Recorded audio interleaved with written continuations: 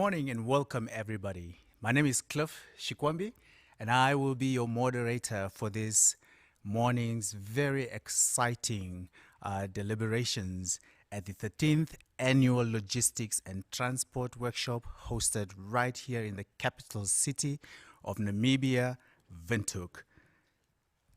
Ladies and gentlemen, I would like to also just say that this program, as unique and informative as it would be, is held and hosted under the auspices of NAST, the Namibia German Center for Logistics, the Walvis Bay Corridor Group, the German Cooperation, GIZ, and DAD.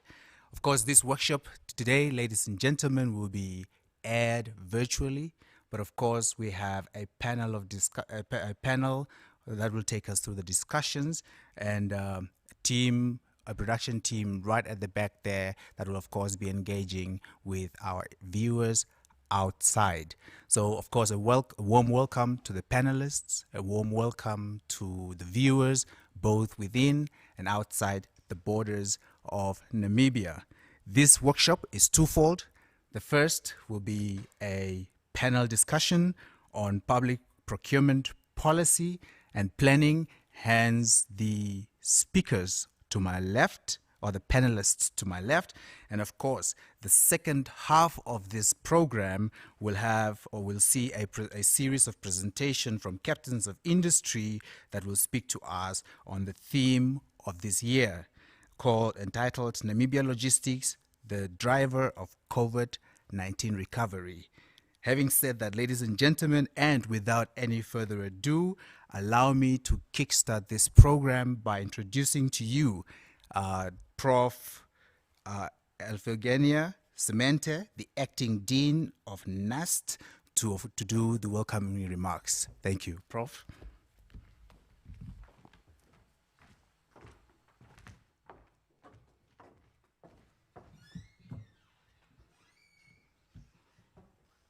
Thank you, Director of Ceremony, Mr. Shikwambi. Good morning, ladies and gentlemen. Mr. Francois Brand, Executive Director and his team from the Ministry of Finance, Dr. Richard Gibson and Dr. Christopher Savage from Zero Logistics, United Kingdom, Mr. Ed Richardson, Africa Correspondent, Freight News, Mr. Mali Likukela, Managing Director, Twilight Capital Consulting, Mr. Lovemore Bigandandi, Tripartite Transport and Transit Facilitation Program, SADC, Mrs. Greta Frois, Managing Consultant, Bisco Supply Chain Smart, South Africa, esteemed staff members of NAST and Walvis Bay Corridor Group, invited guests joining us virtually, locally, and from different parts of the world, NAST students, media fraternity. Good morning to you all, ladies and gentlemen.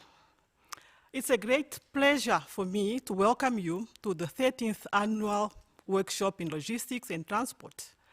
Over the years, the flow of goods required to support the needs of the rapidly growing global population has been increasing at a fast pace, and trends suggest that this will continue to be the case. For a long time, industrialized countries, by virtue of having made huge investments, have held a leading position in transport infrastructure and logistics service provisions. Dynamic economic development in the world have led to globalization of trade. This has only been possible by significant advances in information technology and logistics. Namibia has responded to the global economic changes by strategically positioning itself through its geographical position to become the logistics hub and the gateway to Southern Africa.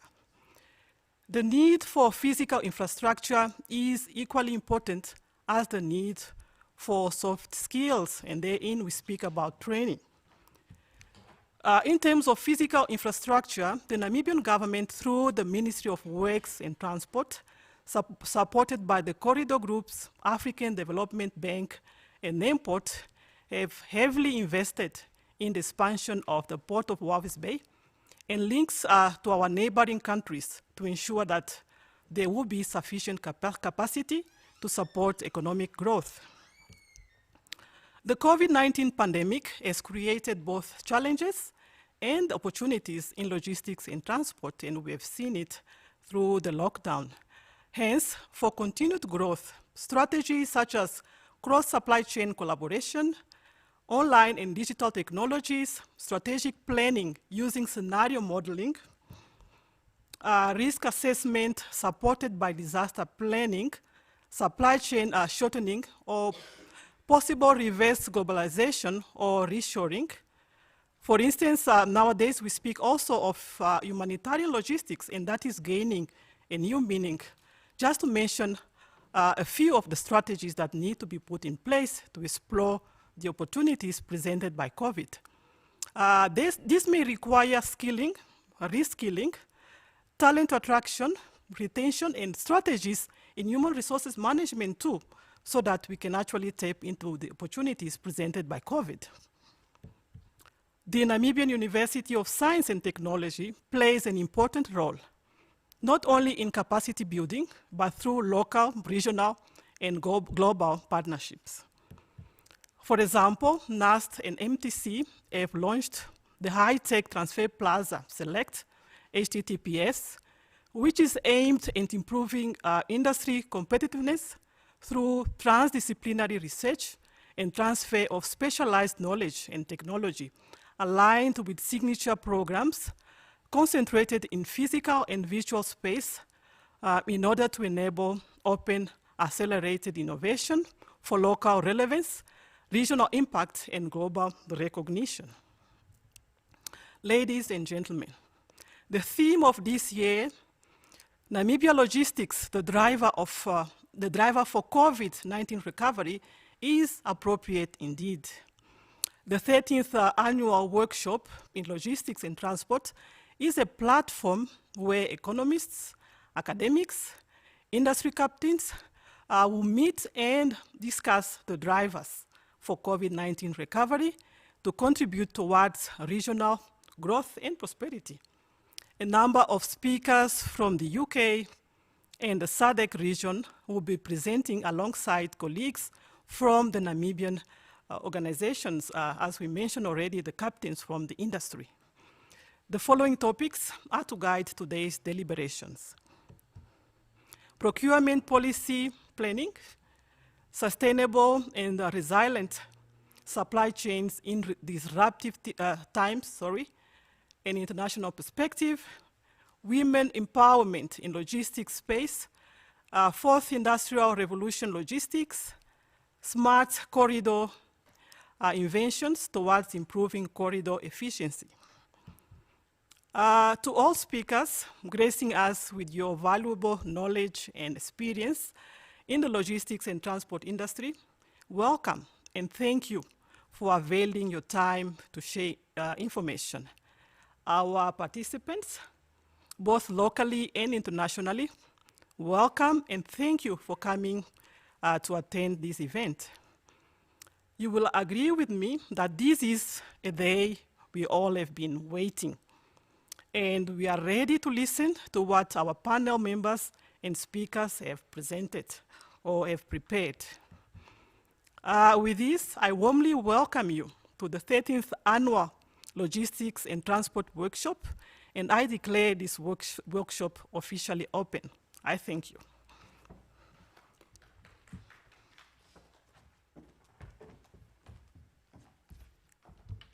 Thank you so much, Prof, for that very elaborate welcome.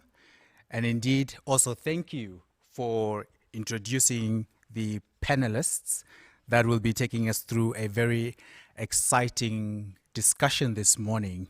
And I think you would agree as well, Prof, that this morning's topic on public procurement policy and planning is very ideal, particularly in light of procurement processes and the challenges that many Namibians face during this particular process.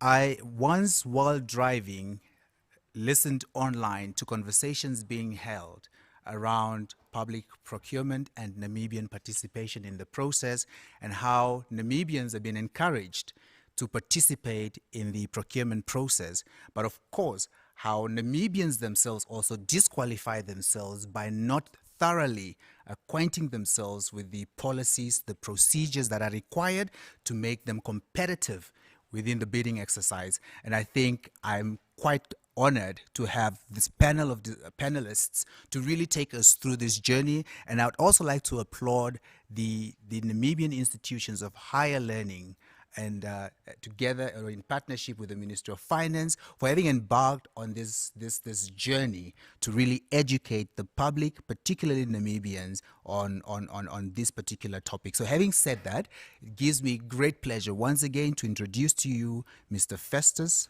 Brandt, the Acting Executive Director within the Ministry of Finance, Mrs. Emilia Solomo, a lecturer at NUST. And while I pause at Madam Emilia, I think it's also very important that we have somebody within the academia have this discussion together with us, because it doesn't start in industry. It starts right at the classroom there.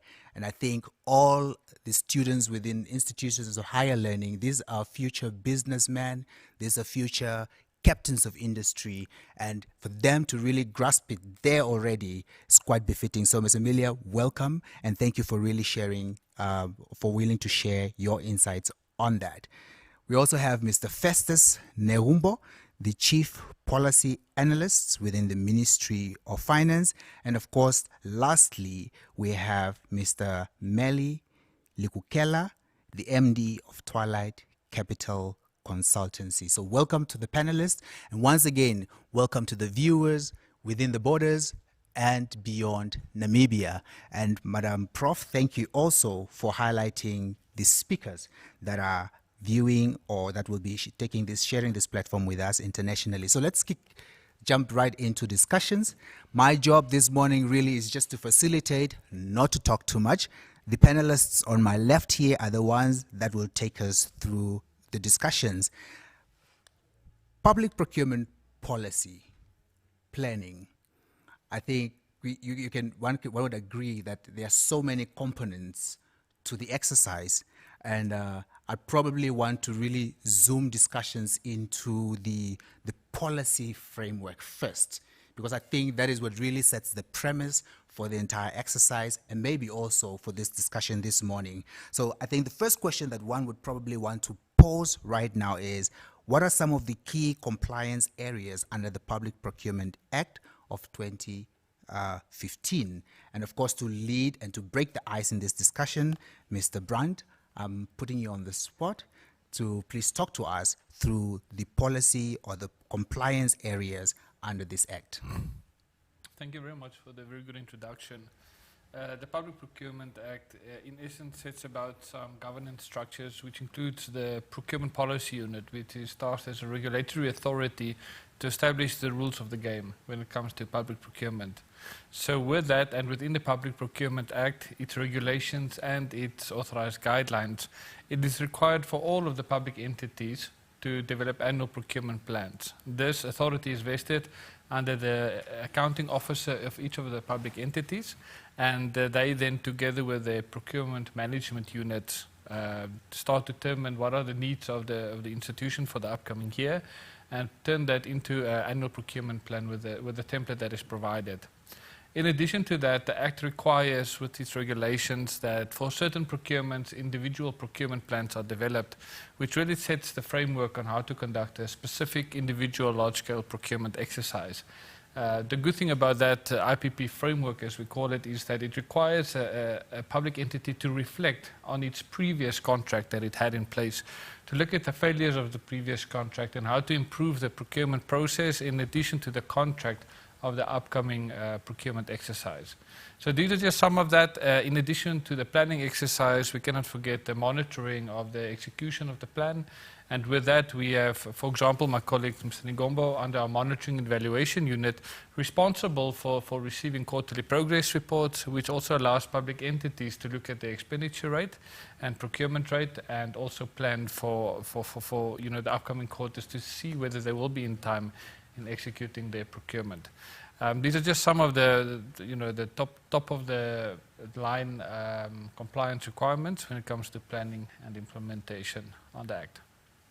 Thank you, Mr. Brand. Mr. Ngombo, I'd also shine the spotlight on you, since you are within the unit that really deals with the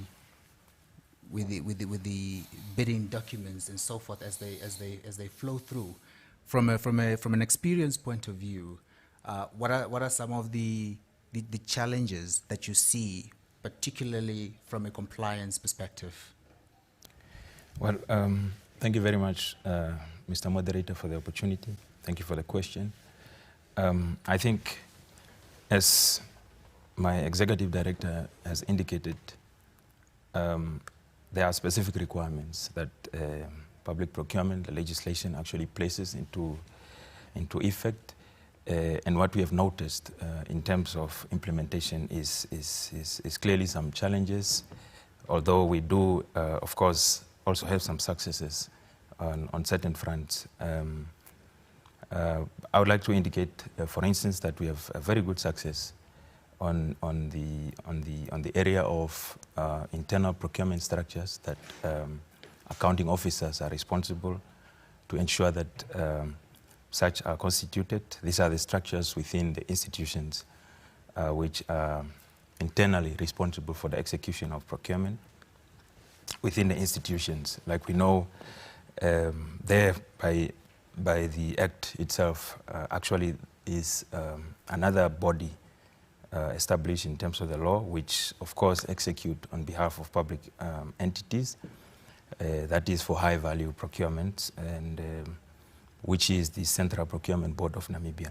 So on the front of the internal structures that each of the roughly 173 public entities nationwide, we have very good success on that. We have all the public entities actually with such structures in place.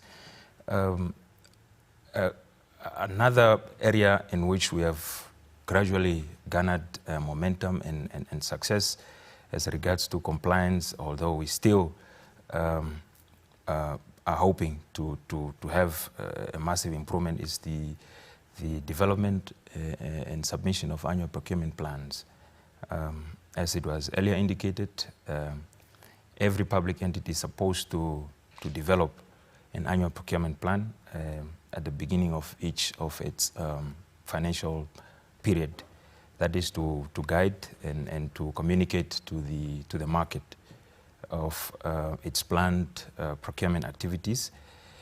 On that front, really I could indicate there's been some gradual success. For instance, we had an improvement of 55% compliance in 2019/2020 financial year,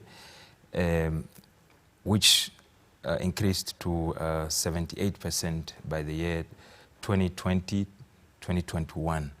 So that is quite an improvement, considering that we merely had a compliance level of about 9% during the year 2017-2018, when the Public Procurement Act itself came into effect. One of the key areas on which we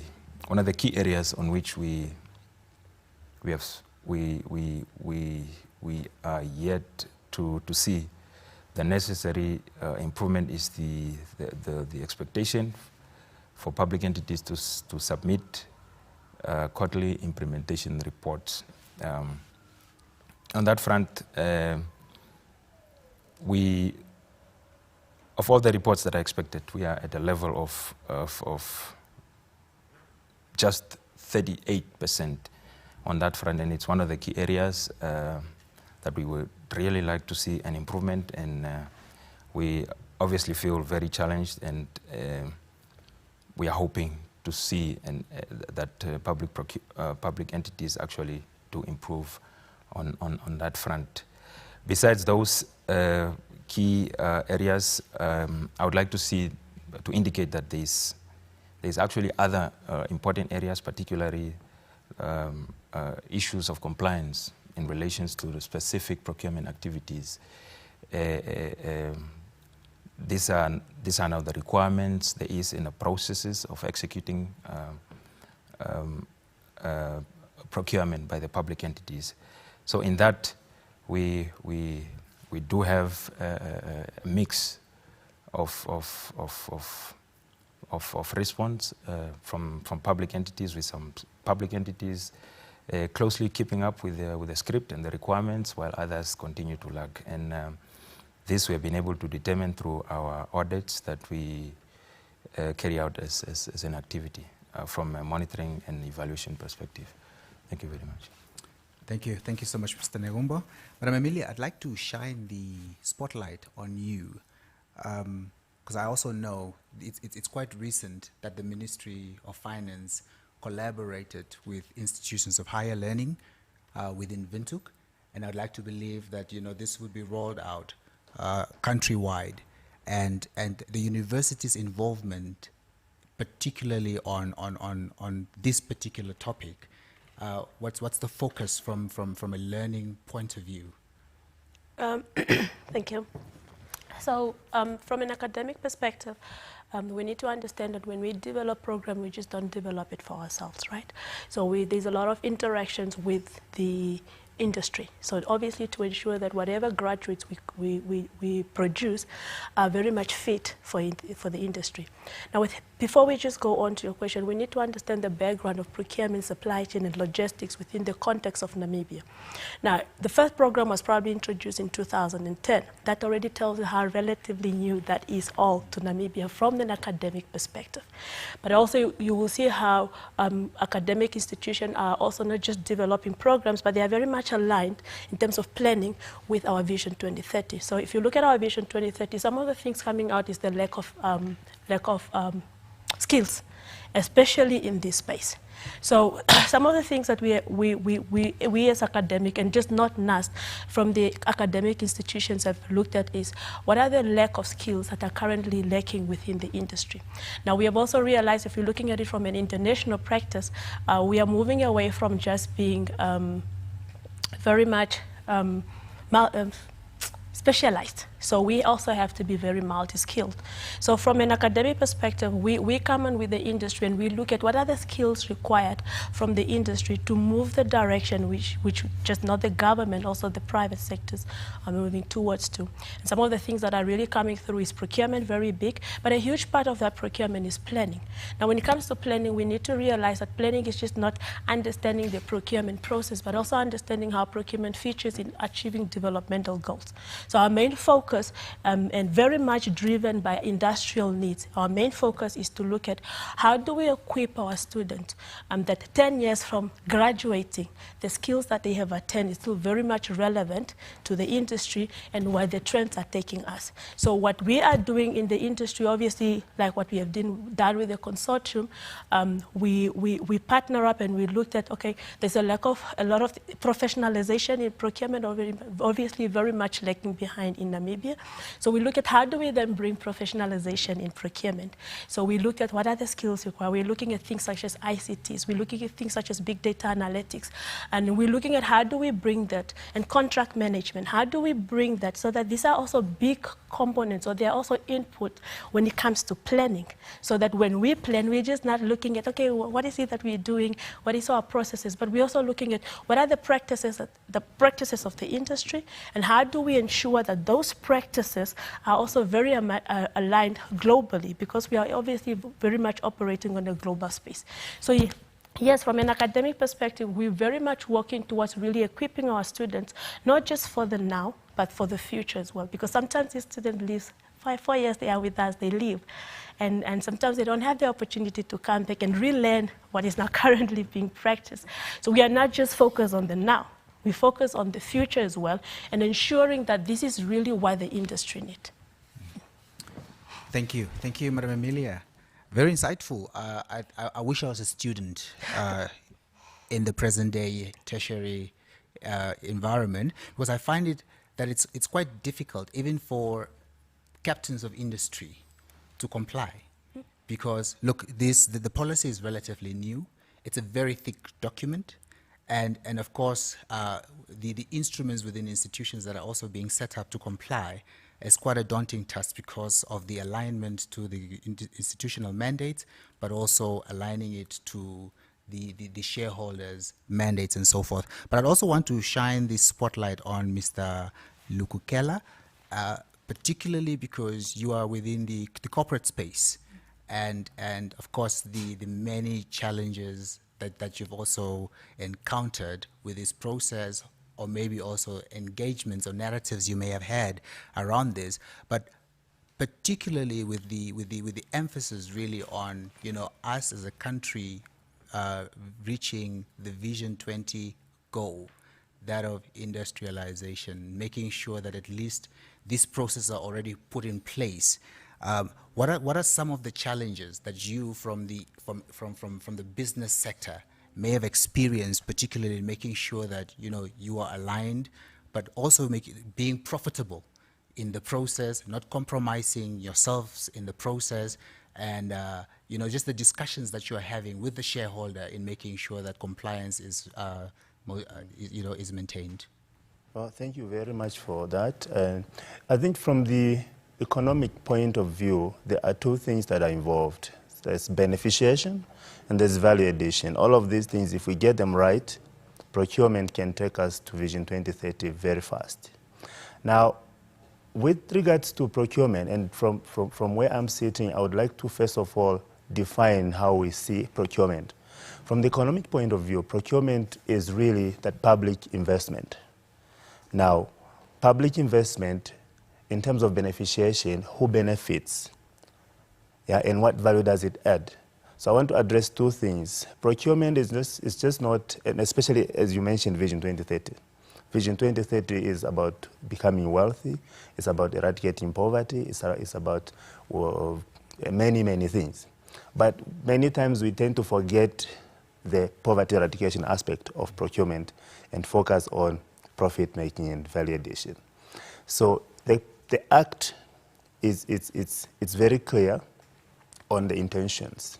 What we can clearly see from the act is that the intention of government really to give procurement or to facilitate this process so that at the end of the day, the poorest of the poor also benefit. What does that mean? It means the economic benefits of procurement. How does it trickle down to the last person? In a country like Namibia, where we have 34% unemployed, we really need these processes to speak to the addressing of that need. In as much as we are concerned as corporates with the challenges that we face with these processes, our ultimate objective should be at how the very least of our citizens benefit from procurement. And that's why I believe the Procurement Act is a very good tool to make sure that everybody that participates, everybody that gets a tender, make sure that there is something that will trickle down to the very least of our population, of our people. Now, coming to the issue of whether the process is helping corporates with profitability, it's a new act. I would rather say it's a new act, and there's a lot of teething going on. And like she have mentioned, even if there are some issues regarding skills, there is a need for us to build capacity to facilitate these processes, because that boils down to poor planning.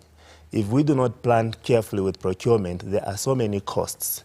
And some of those costs can be very costly to the economy, to the business. Imagine a delay in a project, how much that can cost government and the company. Imagine the demoralization of the project managers and everyone that is involved. Imagine the frustration of the beneficiary of that. So you need to avoid all these things by having proper people sitting in the right places to facilitate these things. Now, if we don't strike a balance, then we as corporates and government will not be understanding each other. We have seen in the past how some of this misunderstanding between government and corporates over some issues around the tender processes, and even some of the tenders that have been, procurement that has been approved, there are some issues. All these are teething things that we need to get out so that government gets the best value of its money. Corporates also makes profit. At the end of the day, the very least of our society is also elevated. Then we reach Vision 2030. Brilliant. Thank you, Mr. Lukukela. That's important. That is really very important.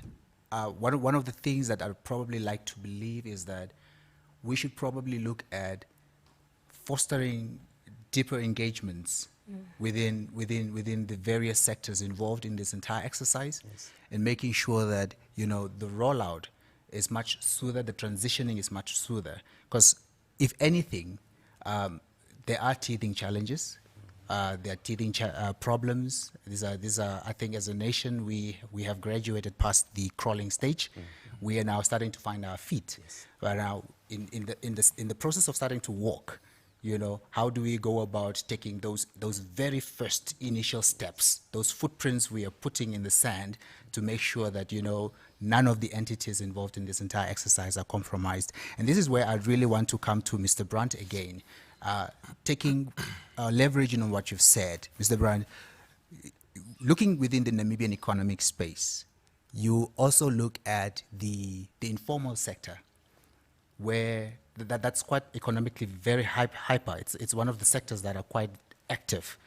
And many a times when we have discussions, I'm not sure whether, you know, we have done enough to roll out narrow conversations with the players within that space. Because Mr. Neumbo may probably agree or disagree with me that many of the challenges that you face with regards to compliance issues and planning issues would stem from there. But do you really blame them for not understanding, or has much been done, or are there processes in place to make sure that we also bring them up to par in understanding the very principal requirements, the mandates of this particular act? Yeah, thank you very much. I mean, this is quite a very important part of the entire process. Namibia has embarked on a policy of empowerment and industrialization, which is actually articulated in section, I think, 3 of the Act. So we have endeavored ourselves to roll out these procurement opportunities to Namibians to the biggest extent. We have issued a local sourcing directive, allowing for the exclusive procurement of certain goods, services, works, and consultancy services from within Namibia only, not allowed to be imported. Small example, bottled water. We're not allowed as government entities to buy bottled water that is imported. We must buy bottled water that is produced within Namibia and from Namibians as well. So what we did with that is, and we are currently developing the codes of good practice, which allows for preferential pricing policy for certain groups of Namibians, whether it be women, the youth, previously disadvantaged, but this also includes SMEs. The micro and informal sector is currently a bit of a challenge due to their lack of capacity to probably fulfill any, if all, public procurement contracts. In the challenge that we're facing is we plan in many instances very well. We roll out our procurement process, we put our advert out, we sell the bidding document or give it out. Then we have 2 problems. One is the lack of competent submissions. So a lot of bidders get disqualified. And the other issue is, of course, the lack of service delivery. So there's been an increase now in the request for debarment of bidders who are not delivering after they get bids. So we go out, we give opportunities to Namibians and the bidders, but then they just don't deliver at all. Now, to some extent, it could be some supply chain shocks that could be investigated, but in many instances, that is not the case. So what are the policy interventions that we're doing to address this? And there's quite a few. So in addition to the online trainings that we're offering upon request to help and capacitate bidders, we are developing revised bidding documents. So we are simplifying them as part of the revision exercise to make it easier for bidders to actually use the bidding documents. We're also developing what we call bidders and public entity guides to help the public entity prepare the bidding document, including the criteria, but evaluation criteria, but also to help the bidders to actually submit the bidding document in the right way. So it's a guide to help them through a bidding document and do that better. In addition to that, we are also at the procurement policy unit, our regulatory authority, understanding that as civil servants, we sometimes get stuck in the civil mindset and not exposed enough to the private sector and real supply chain issues that's taking place.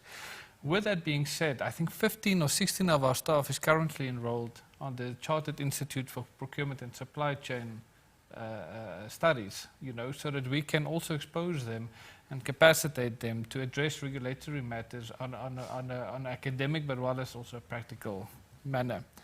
Then lastly, technology has given us an opportunity for electronic government procurement. And we've made strides. I don't know how many know, but we've launched an e-procurement portal for Namibia. There are 3 public entities using it already, and every quarter a new category of public entities will use it. By the end of March next year, all public entities must, for all their competitive bids, upload the advert, the bidding document, bid opening report, bid evaluation report, and the award, so that there's transparency, accountability, but also an approved uptake and submissions of all bids. And then we are developing an electronic government procurement national strategy, which is now probably 50% done for the following phases of this rollout. So I think it is relevant what is being said, and I think the policy measures that we're putting in place will, to some extent, be able to address it. 100%. Mr. Brandt, you've also mentioned that, communication is quite key, and of course that you're planning extensively. I think one of the biggest components really of this entire planning exercise is also really just planning on how we get all players within the economy aligned and trained, educated on these frameworks. Again, many a times, when you are on the street or when you engage with particularly people within the informal space, they may they have narratives such as the red tapes. It's Namibians are not considered in this exercise and so forth. But then yet here you are saying there are so many instruments put in place to benefit Namibians in this regard. And really, Mr. Festus, this is where I probably also want to engage you on some of the systems and instruments put in place to particularly address this type of narratives. But before you come in, I also know that we have audiences from outside this plenary session. So should you have any questions, comments that you'd like to make, please do type them into the comment box. We have a brilliant production team that will be taking those comments, and of course we can then also air them on here. We have great experts from industry.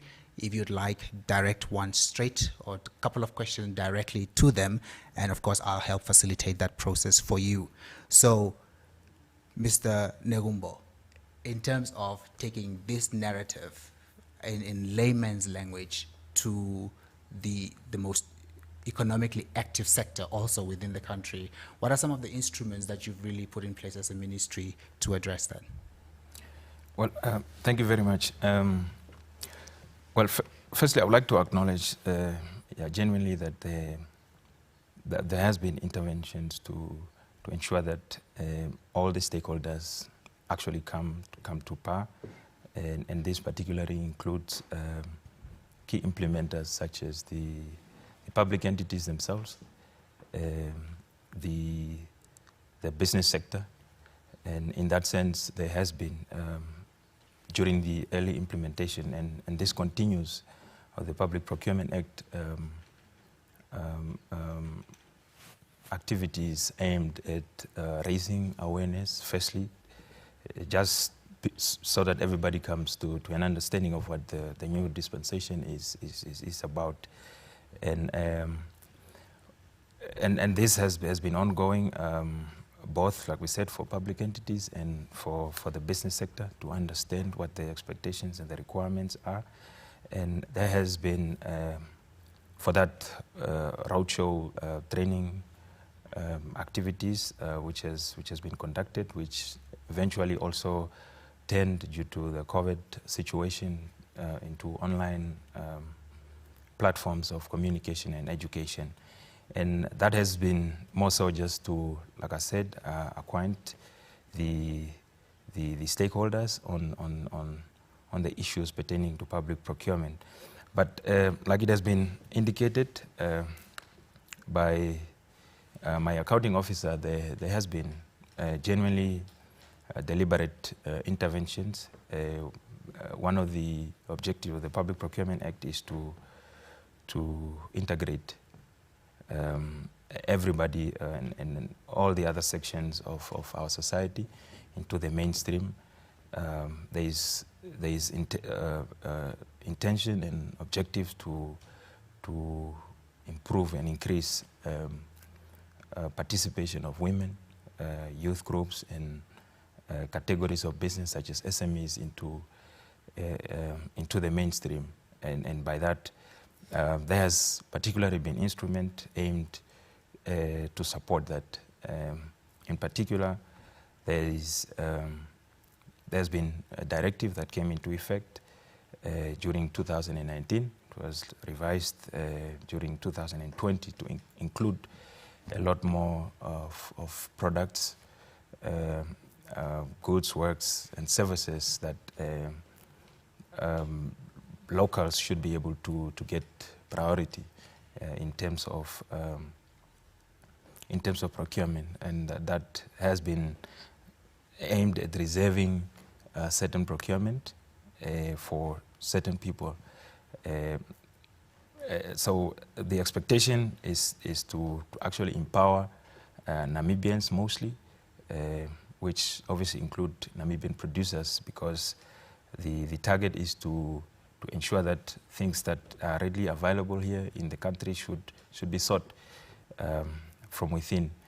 I think, like it was highlighted also, we shall then have, and we are actually at an advanced stage already in terms of putting up what would be a comprehensive framework that will guide the implementation of our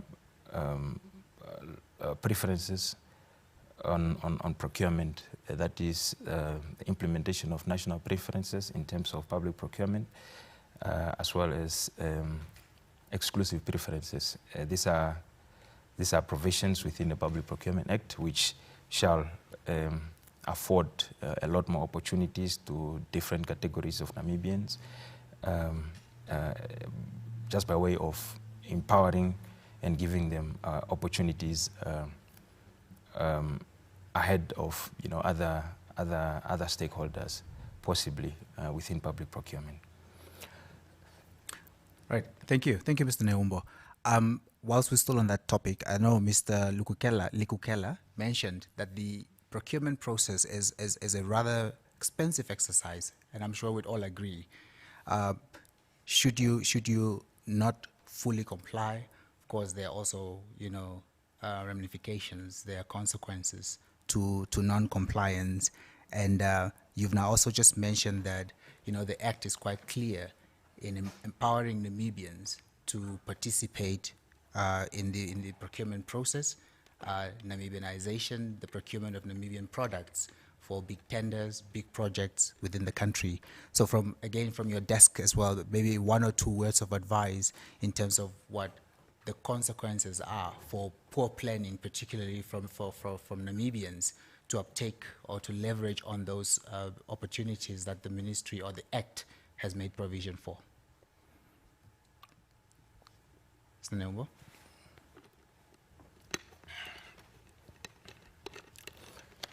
Sorry, if you could repeat that, please. All right. Well, I was basically just saying, Mr. Likukela mentioned that the procurement exercise, or in fact, the entire process is quite costly because Right. bidding documents are being purchased. There's quite a lot of certification and compliance issues that are related to this entire process. And you've now also just highlighted that the Act is quite clear and provisions are made in capacitating Namibians to participate in the local procurement process. And even if it's an international bidder that gets the tender, that Namibianization is also driven through that particular process.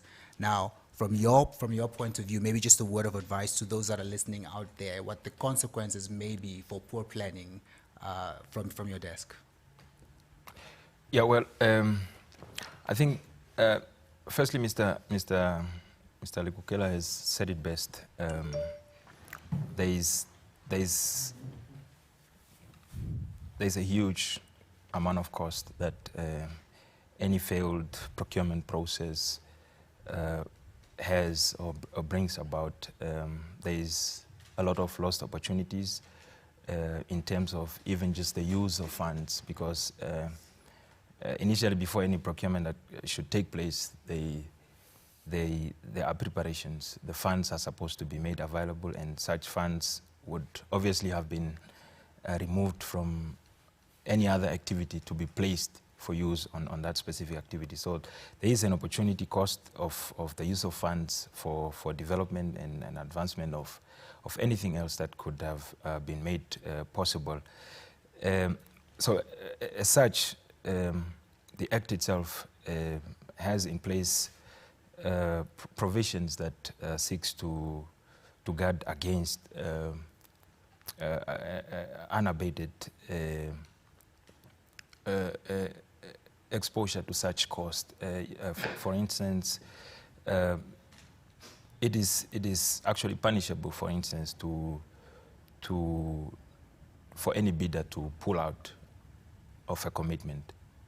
And by that, the Act provides for bidders such as that to be recommended to the review panel, for instance, for suspension and debarment, in which case such bidders becomes ineligible for a certain period of time to partake in any more public procurement until such a time has lapsed.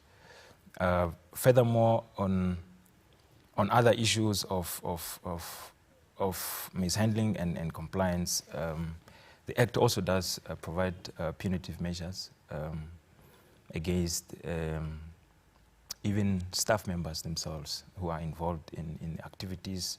Like we would all know, there are issues of integrity and potential corruption within these processes.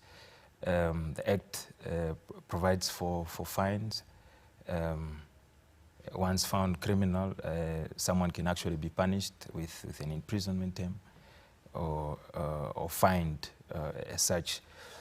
These are just provisions made to guard and shape conduct in the interest of the implementation of the Act as set in line, and actually also to promote the key principles of the Public Procurement Act, which among others include ensuring that there is efficiency in our processes and that our activities are effective and that we obtain value for money, and including the issues of empowerment as initially discussed. Those are just some of the issues, but I would also like to maybe just indicate that the public procurement, the procurement policy unit itself, one of its functions as an oversight institution over public procurement itself is to conduct investigations. These investigations could lead to either recommendations, if any recommendations to either the Namibian police for even further investigation or even the Anti-Corruption Commission. So there are actually in place modalities to ensure that compliance per se and all sorts of undue activities within the process are actually eliminated, and by that certain remedies, as I've said, are actually in place to take care of that. Thank you very much. All right. Mr. Lekukela, I'd also again maybe want to have a discussion with you, particularly as a captain of industry, that of course having partaken and of course still participating in the procurement process, what some of the industry challenges are, But of course, we just don't want to talk about the challenges, but maybe also some of the gains around, funding requirements, having the right capacity and expertise internally to participate in the procurement exercise. Can you talk us through some of those challenges, but maybe also the gains, really, and also maybe a word of advice to participants out there in terms of how to best leverage of expertise within the Namibian context, or maybe also beyond the borders? Yeah, thank you very much. The procurement process in the public sector is not an individual game, for example. It involves many entities. There's PPU, there's ministry that has to do this, there's BIPA. So to navigate your way through all this mess, you really need to have patience. So in terms of the challenges, what I have come across and many others have come across is really what people are saying bureaucracy. There are a lot of layers and chains that you have to go through. But most of those are really necessary because the procurement officers also need to comply and also need to do things according to the law, according to the act. So sometimes us as private individual, as private entities, we want things done yesterday and then tend to force things. So, but what I have seen is that over the period, a long period of procurement, I've noticed that many private entities, especially Namibians, are now having a hang of what is required of them. 1, 2, 3 failure to acquire a tender, you learn. So that, and also after learning, your next bidding becomes better than the previous one. And this is made possible by the interaction with the officers. I think I speak for many private players is that the officers are pretty open for advice, for queries. One thing that is coming out very clear in the tender process is that they give you a certain number of days to actually ask for clarity. They'll tell you that send your query to this number for whatever it is that you want to understand, so that you enhance your chances of getting the tender. For example, some of the challenges that many people have run into is an example of local procurement. If I have a tender to build a road in Karas, when they say local procurement, I could understand it as I should only use youth from Karas. I can't take anyone from Rundu or from Oshakati. The moment I take 2, 3 to the site, those guys, they would say, no, but this is local procurement. You must get people from here. Now, how do you go beyond that? So you have to ask with the procurement office to say, okay, in this instance, what do I do? What are the requirements? What are the thresholds? That interaction, that communication actually makes you a better bidder, such that when you get the tender, when you get the project, you can actually execute it with very, very minimal challenges. When it comes to sensitization and awareness, I think the ministry has done quite a lot, especially for they run programs, training. I've seen a number of procurement training for procurement managers and officers. While this is commendable, I think more must also be done with the informal sector. I know that the Office of Financial Literacy Initiative are doing quite a lot in terms of financially training the informal or the SME. But I think there's more that they need to add so that the SME and the informal can also access the procurement space. They only benefit if they are subcontracted by somebody that has won a tender. Now, this minimizes or limits the benefit that they can get if they themselves can actually approach and access it. They can do this in many ways. As joint ventures. Joint ventures have worked so well for bigger private entities, because if I have an interest in a certain project and I only have a survey engineer quantity and I need somebody with a certain skill, me joining with another entity enhances my capacity. Most informal sectors and SME don't know this, and they tend to be kicked out or to lose interest because they think, but they are looking for a geologist, they are looking for a land surveyor, not knowing that they can actually bid as a collective unit. And so in terms of gains, really, like the officer have said, there are many to mention, and that is why the process is becoming more and more smoother. There's been less and less controversies around procurement. That's a good indication to say that the office is doing well, is getting somewhere. The bidders are also getting somewhere. And if this continues with all the intervention which have been mentioned here, I am sure that in years to come, this process will be much, much smoother. It may not be 100% because things change. Like he said, challenges of yesterday can evolve today. With COVID now, who knew that there's going to be some major supply disruption like this? Many tenders have now been flagged red because of not being executed the way it was, simply because of COVID. So these are some of the things that we need to constantly learn, especially from the private sector, so that we meet government also halfway. With our consultations and engagement with both government and private sector, there is really room for improvement and the opportunities. There are many windows of opportunity that we can exploit both as public and also as private sector. Thank you, thank you. I'm also informed now that, of course, the principals from the Ministry of Finance may not be with us up until the end of the program because of a meeting with the minister. But before they go, I also probably just want to shine the spotlight on Madam Emilia. She's looking at me thinking, but why are you not asking me? But of course, I'm building a business case based on the narratives that are coming from the floor to bring in the academia, and this is where I'd like to then bring you in. Having heard, the discussions on the floor, you've earlier in your presentation made a reference to, collaborative approach to bringing this narrative into the classroom in order to produce products that are fit for market. What are some of the steps the universities or institutions of higher learning are taking? Because one of the biggest challenges I have personally encountered is that the university products, the students go out in the market. They of course seek for these on-job training experiences.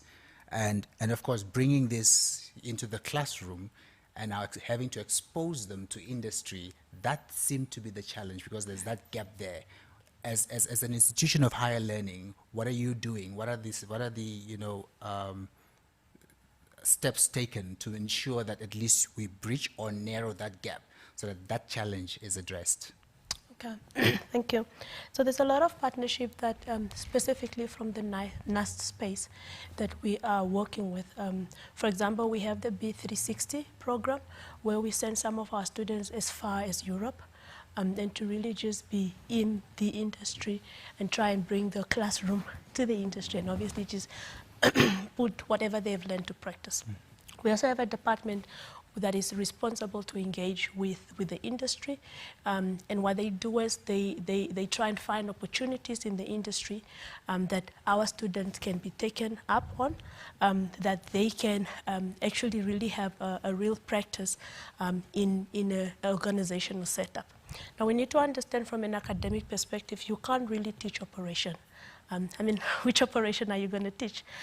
What we normally do is we teach what we call theories and applications, and we teach our students how to apply it so that they are flexible enough where whichever operation they find themselves, they are still in position to apply it, regardless of what the operation is. But with that said, from a lecturer point of view, some of the strategies I use in my class are bringing things like guest lecture. So I could invite, for example, Master Brand to my class. So he comes in and teach from a very practical point of view how, for example, if I'm talking about procurement process in my class, how is that done in a practical setup? Or sometimes we have industry excursions. So we will take our students to the industry. Normally we do this a lot with breweries and the likes. They really entertain us in this area. So we take them there and they go through an entire process. How is this done? If it's a production process we're looking at, how is it really done? So that they can visualize what they have learned in class. So there's a lot of interaction and there's a lot of partnership with the industry, but we need more. As much as we have gone that far, we still need more. We still have industry that we send our students and they make them do coffee. Please don't do that because you are robbing us of future skills. when you make our students do coffee and make copies. So there's a lot of industry that really have come to play and really brought themselves and really help us in understanding that it's just not for NUST or for the student, but we're doing it for the country, that tomorrow we have the capacity that we need in whichever area, just not procurement, in whichever area these students find themselves. So we have a lot of that, but we're still calling on industry. Please come on board, and let's really just empower our Namibian young ones so that they can really be the future that they can be. It cannot be up to the academic institutions alone. There's a lot of intervention that we're doing, but we still need more from the industry, so we can really just bring that that industry experience to a class. Brilliant. Thank you. Collaboration is key. Yes, collaboration is key. Mr. Brunt, before you do that exit, I'd also just have to have pick your mind and find on this final thought. You know, there's this general perception that the public procurement unit does the procurement on behalf of companies and the narrative around that. And I also know there are issues of threshold, within the policy provisions and so forth.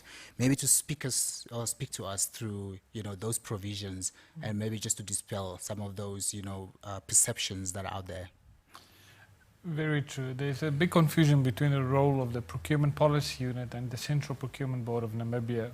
But to make it very easy, there's roughly 200 public entities in Namibia, which includes offices, ministries and agencies. It includes regional councils, town councils, village councils and municipalities. I think that's about 78 of them. And then it includes all state-owned enterprises, whether commercial or not commercial, and some boards. Roughly about 200, give or take. Now, all of these public entities are categorized into 3 categories, which then has different thresholds up to which they can do their procurements themselves. So, for example, I think goods for the category 1 entities, I think it's 20 million, and then it gets less and less the lower the category. So, whenever a procurement by a specific public entity is above their indicated threshold, that procurement is conducted on their behalf by the Central Procurement Board of Namibia. So, the Central Procurement Board of Namibia is a procurement agency that conducts procurement on behalf of a public entity when it's above their threshold. Now, the Procurement Policy Unit, on the other hand, is the policy arm of government that sets policy, amends the Act, develops directives and guidelines, that conducts compliance audits and investigations into procurement. The Procurement Policy Unit can then use the outcomes of these investigations to refer the matter to the Namibian Police and also to the Anti-Corruption Commission in cases of potential fraud or criminal activity. The Procurement Policy Unit further revises bidding documents, it looks at electronic government procurement, it looks at capacity development, monitoring and evaluation, and as such it's a definitive policy arm of government under which all public entities have to submit to the rules that has been developed, including the Central Procurement Board of Namibia, which is an implementing and executing agency on behalf of these public entities. So for most of the challenges that we face, the public entities and the Central Procurement Board of Namibia can only implement rules that has been developed and approved through the Procurement Policy Unit within the Ministry of Finance. And that is primarily the difference.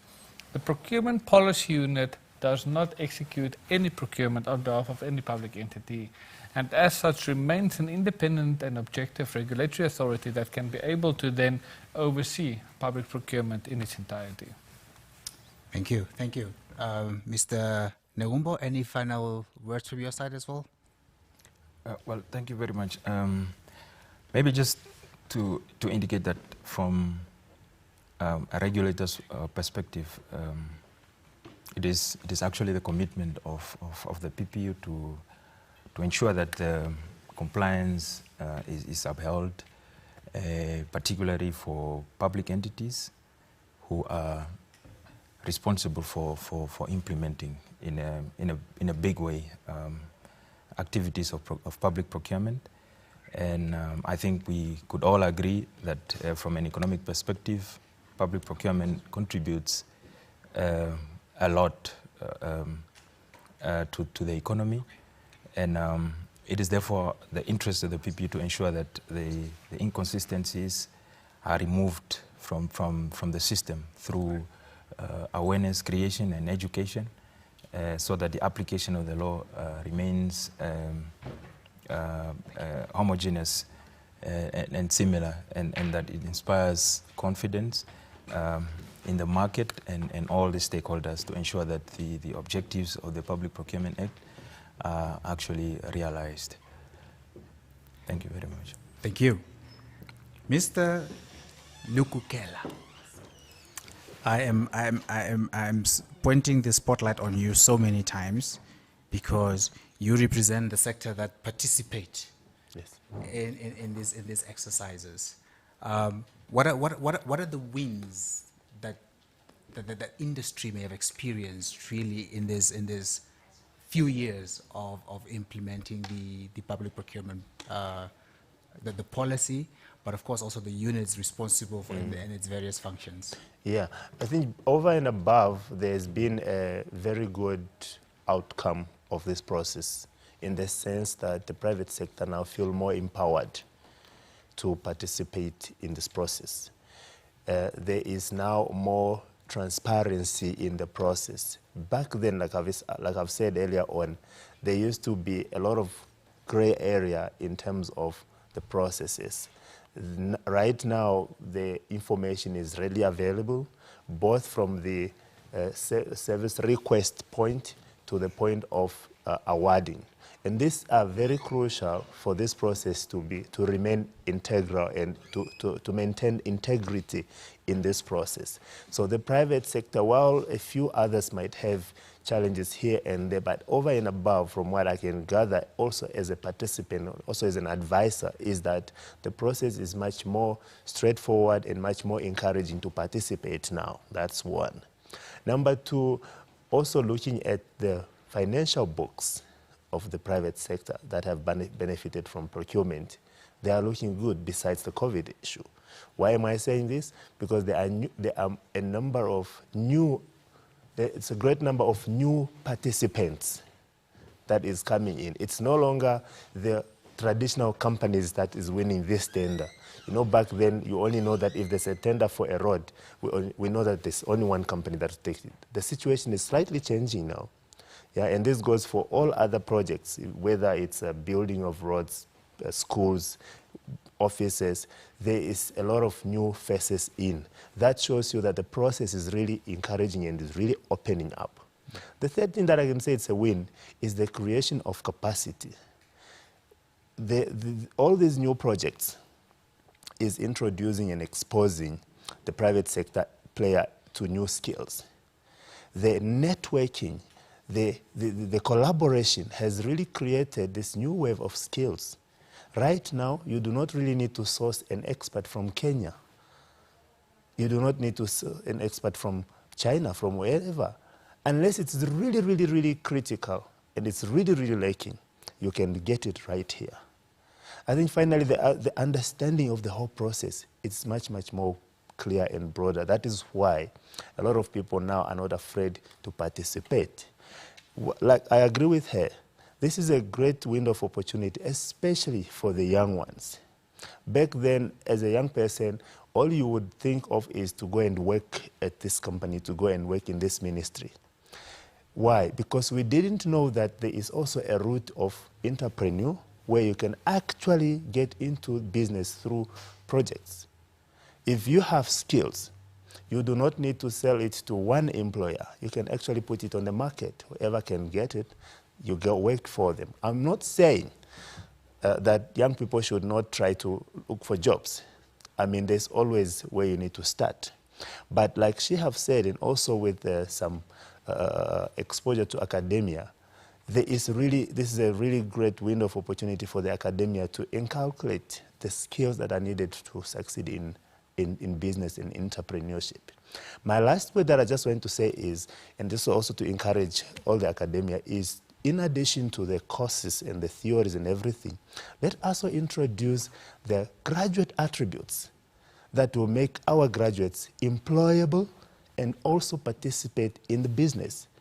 Not most, but some of the graduates, when they leave with very good degrees, put them in the interview, they can't talk. Give him a paper, 5-page or 1 page to write, they can't write. Now, in business, how do you demonstrate that you're a problem solver if you can't talk, you can't write? We need to incorporate these graduate attributes gradually into our programs so that when they go for work integrated learning, they are actually demonstrating, demonstrate those skills and acquire business-oriented skills in addition to the good papers that we are giving them. If we do that, we can ensure that the new wave of young entrepreneurs will be coming right from our universities, and there will be no longer those big names that we know in the tender businesses.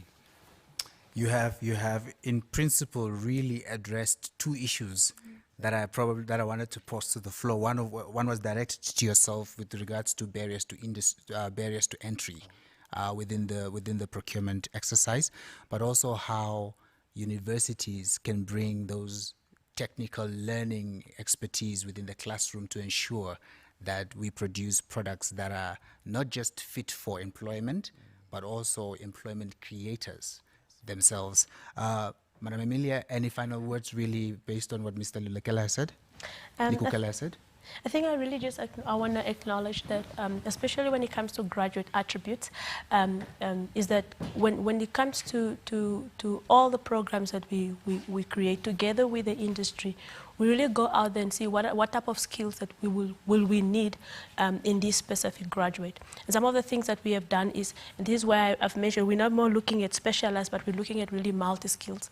So we're bringing in courses and we're bringing in platforms where students can really get exposure to really have things like communication. This is why we run competition around campus for that. We send them to the industry to write reports or to write assignments. And we try to bring in business case studies as well. So yes, he's right. We need those business graduates. Otherwise, they are not employable. But we also need to change the mindset. He's right, that I'm just not an employee. And that needs to start at university. And again, that calls for collaboration with the industry to provide or to make provision that students can actually really practice this out. Right, brilliant. Questions have been following through, and I believe the last remarks really here on how does institutions plan to equip their students with the procurement industry and policies, that has been addressed, as well as it is very hard for students to get internships, which is worrisome despite so many logistics drivers within Namibia. And of course, collaboration really is key. And the last question really here that's also posed, and I would like to bring Mr. Negumbo in it, where to what extent is tenderpreneurship an issue within the whole, public procurement practice or exercise? Sorry, but I'm not quite sure I understand. If you could maybe clarify that. All right. Tenderpreneurship. If of course it's just straightforward, to what extent is tenderpreneurship an issue? I think probably from the perspective that there's a tender out there, there's no expertise. I don't have the prerequisite skills and so forth to participate in this. But of course, because I'm connected to Emilia, I get the tender. You understand? And then you find tenders are not completed, and of course, so much money was really vested into this exercise and so forth. That's I hope I have represented you well. I suppose. It is an issue. We obviously now and then get reports of failed delivery or execution of procurement activities.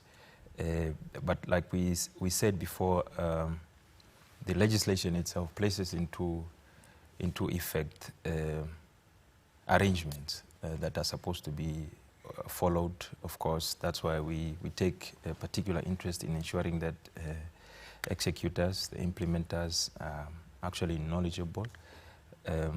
Of course, it hasn't been that easily possible, but we take it as a gradual process. It has always been to ensure that those responsible for implementation actually understand what the task is about, to the extent that they are able to run procurement processes correctly and be able to get the qualified bidders. Obviously, bidders could also potentially appear to be qualified sometimes you would need to know certain bidders, maybe personally, to know what they've put on paper is actually the truth.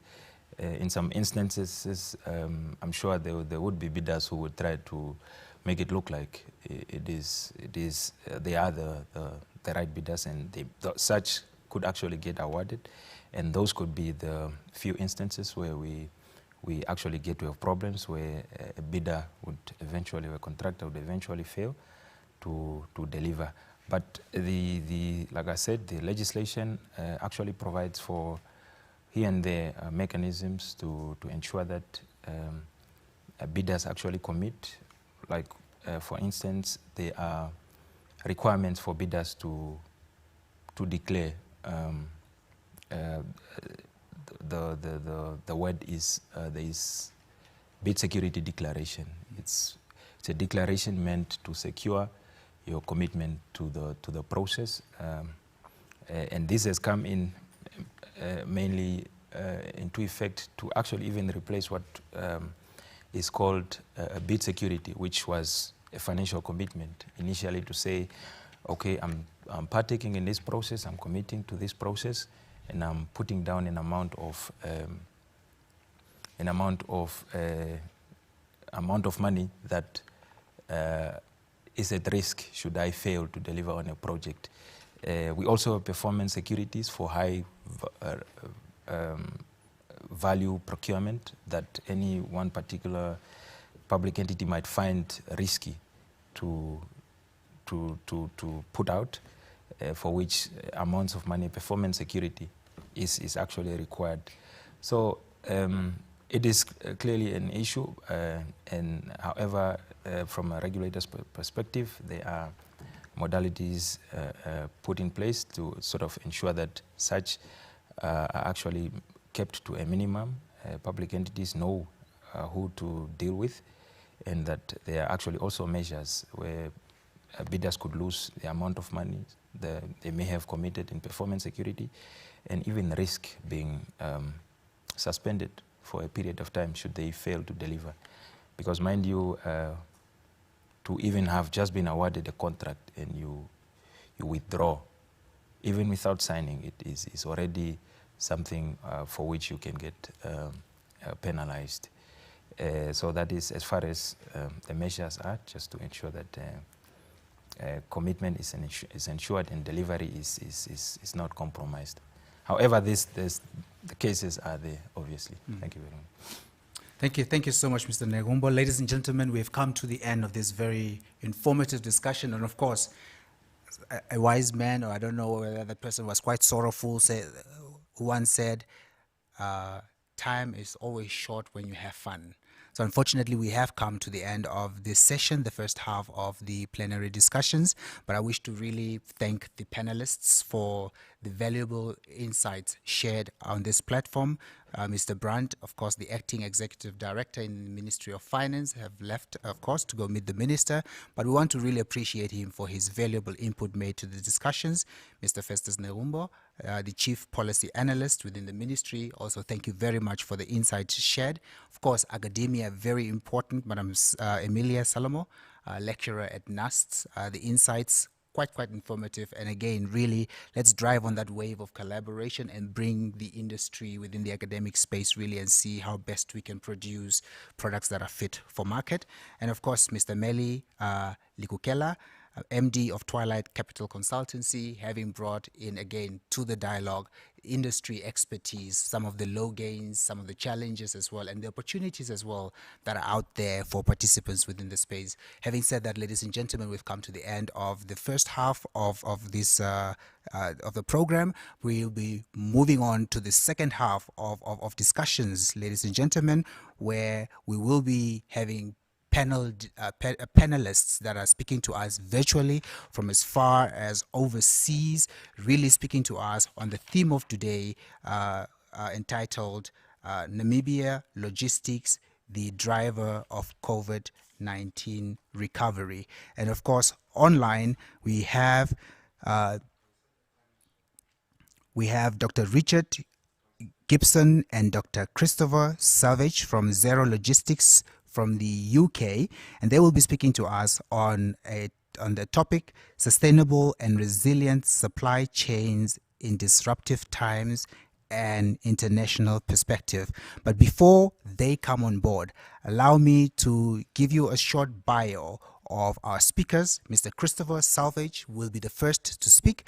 So Dr. Salvage, Director of Zero Logistics, has spent 30 years working in industry and in various countries, including the UK, Europe, USA, Australia, and the Hong Kong before transferring to the academia in 2002.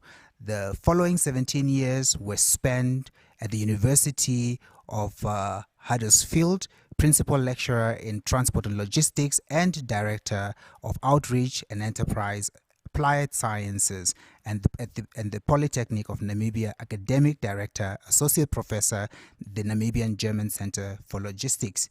Having a PhD in developing port logistics as well as qualifications in biology management, Chris is a fellow of both the Chartered Institute of Logistics and the Higher Education Academy. He is the author of a number of logistics-related academic papers, journal articles, book chapters, and monographs. Although retired, he's an external examiner or visiting professor at various universities and is actively involved in consulting. I also want to probably just run through the bio of Dr. Richard Gibson.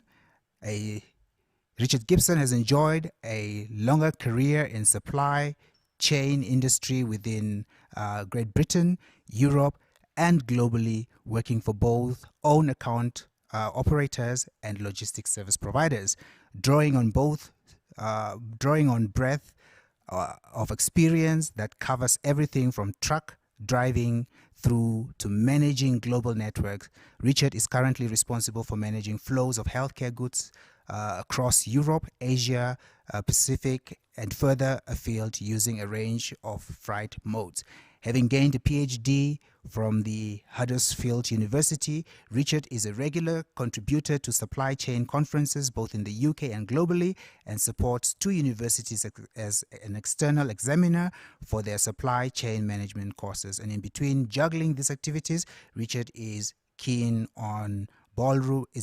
ballroom dancer. Richard, I'd like to see that, and supporter of the rugby union. So ladies and gentlemen, without any further ado, we are switching over to our virtual speakers, and first to take the stage will be Dr. Christopher Salvage.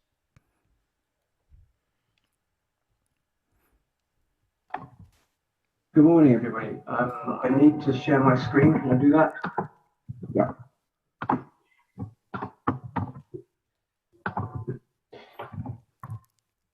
Good morning, Dr. Salvage. Good to hear from you.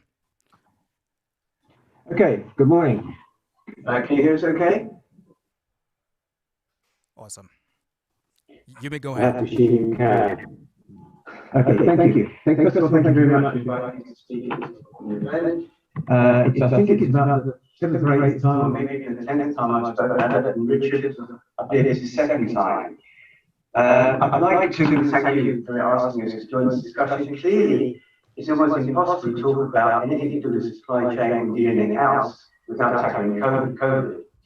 And we agree that perhaps logistics should be the driver of recovery here and in Namibia and worldwide. So, if you chose from the topics offered, we selected sustainable and resilient supply chains in disruptive times. Because we've had a very disruptive time, possibly the most disruptive time in my lifetime, which is more than 70 years. And so it's necessary to look at that from an international perspective. Okay, so the first thing that I think that we need to do is to think about what does resilience mean? I don't know if you come over as a lecturer, but there's often a lot of misunderstanding between the difference between robustness and resilience. They're not the same. People use them as though they were, they're not. So we look at robustness first. This is the ability to stand firm during crisis. So if you think of nature, it's like an oak tree. It stands there, gets battered by the climate, but nothing much happens, it just stays there and it survives. On the other hand, if we think about resilience, we need to think of something more flexible, something like a willow tree. And when a trade will bend, some people think they're weak, but they're not. They're flexible, they respond to the climate, and they survive.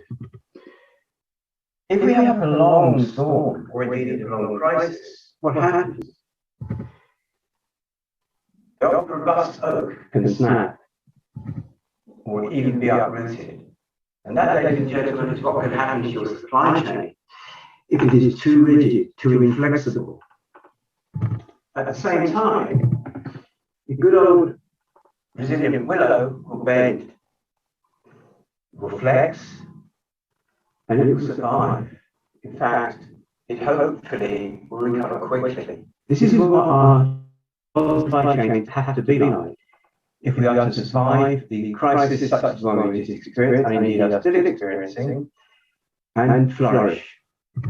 I believe this is a Tanzanian, if you prefer, saying, the wind does not break a tree that bends. So we must set up supply chains that are strong but resilient. You also need to think about risk. Whenever we design a supply chain or operate a supply chain, we are constantly assessing for risks. Whatever strategy we use, there will always be risks. So we try to assess them. I like the SOD analysis. Looks at severity, i.e., what is the damage going to be if this thing hits, the occurrence, what's the probability, the likelihood of hitting, and very importantly, how detectable is it? If you can't detect something quickly enough, you can't react to it. Some forms of risk assessment don't do that. They just look at the first two factors. I think that's wrong. I think we need all three. We don't really have time to talk about it today. Happy to talk about it some future event if necessary. So, having assessed risks by whatever methods, we then try to allow them. How do we do that? Try to eliminate them. It's difficult because we can't be sure we've got them all. Change the supply chains to build in stock at key locations, change the routes of the supply chain. Again, very laudable, but not always successful. But we do our best. The third approach is maybe to insure against potential losses. I'm not going to talk about that, which is may well do, since it's much more his field than mine, or perhaps I should say his wife's field, but anyway, somebody in the family. So we'll leave that for a minute. The problem is, even when you've assessed all these risks and you spend a lot of time trying to mediate them, something can come along and take you by surprise. And of course, COVID-19 is a very defined example of that. It's something that dominated our lives for the last 18 months or 2 years. And there are people who say it was unpredictable, and others don't agree. The unpredictable lot, people say it's a black swan event. I'm sure most of you know what a black swan is, but just to be, in case you don't, I'm just going to read something. A black swan is an unpredictable event that is beyond what is normally expected of a situation and has potentially severe consequences. Black swan events are characterized by extreme rarity and severe impact. That's from the scene's highlight book, Black Swan 2007. However, was it really unpredictable? A lot of people, and this includes me, would prefer to call it a grey rhino event. Now, I apologise to my Namibian colleagues. I do know that the rhinos are either white or black. Nevertheless, Michele Walker in 2016 identified a grey rhino event as something that is probable with a high impact but neglected threat. So they're not random surprises that occur after a series of warnings and evidence. If you look back over the recent years, many people whose job it is to look at risk in supply chains have been warning us that there is a good chance of such a thing happening. We had SARS a few years ago, which did not prove to be as disastrous as it predicted.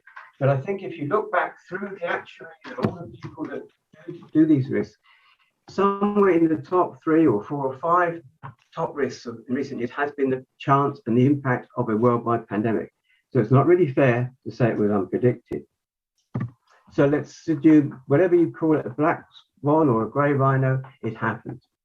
So why should we look at logistics? Well, the importance of logistics cannot be overstated because it's hard to imagine any business that can work without logistics. Obviously, you can talk about things like downloading books electronically, down music electronically, but you can't wear those, you can't eat them. Any business that needs a physical entity also needs physical logistics. We have to deliver. I would also draw your attention from a marketing point of view.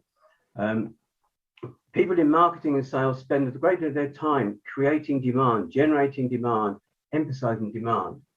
No point in doing that if you can't deliver it. You need logistics to deliver that demand. Logisticians, on the other hand, we tend to be a bit wary of marketing people, but we have to know that they are equally important. So we have formed the two halves of any business: the marketing side, promoting it; logistics side, delivering it. And logistics, in my view, includes manufacturing. Okay, so why should we be concerned with it within the context of this particular conference?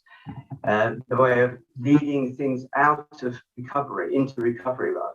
So logistics is an important part of any successful supply chain. You can't work without it. It increases businesses' sales and profits. From a national point of view, it's a major contributor to the economy of any country. Professor Cementi earlier mentioned the importance of the new port development and so on and so forth. You need to generate income through that. And it's very, very important for the country that that works and the logistics works to support your businesses and grow those businesses. It also has an important mission in revitalizing and improving competitiveness of other industries. So we need to find out how logistics has fared during the crisis so far. And that's some of the work that Richard and I have been doing over the last couple of years. So I'm going to hand over to him to share it. Thank you, Chris. And thank you to the Centre for Logistics for inviting us to speak today. So we have been conducting some research into this space over the last year or so as the COVID pandemic has hit markets around the world. And I'm just going to take you through a high-level view of the literature we looked at. We're going to look at some of the primary data we drew from international, European and UK supply chains. And then we're going to wind that together and challenge some of the historical approaches to risk management and draw out some recommendations. So if I could have the next slide, please, Chris. The first area we looked at were what are the consultancies saying? These are the guys who we spend a lot of money with and get advice for our current and future supply chains. And if you go to the likes of McKinsey, Gartner, Accenture and so forth, pre-COVID, they would have suggested supply chains are likely to fail in the face of disruption, and and we would need to change the way we were doing things going forward, inevitably costing money. And the safe space for consultants in this area is suggest redundant infrastructure and spare stocks to cope with supply chain disruption. So it's redundant or spare capacity, have half a factory, have half a warehouse available, and invest in spare stocks just in case.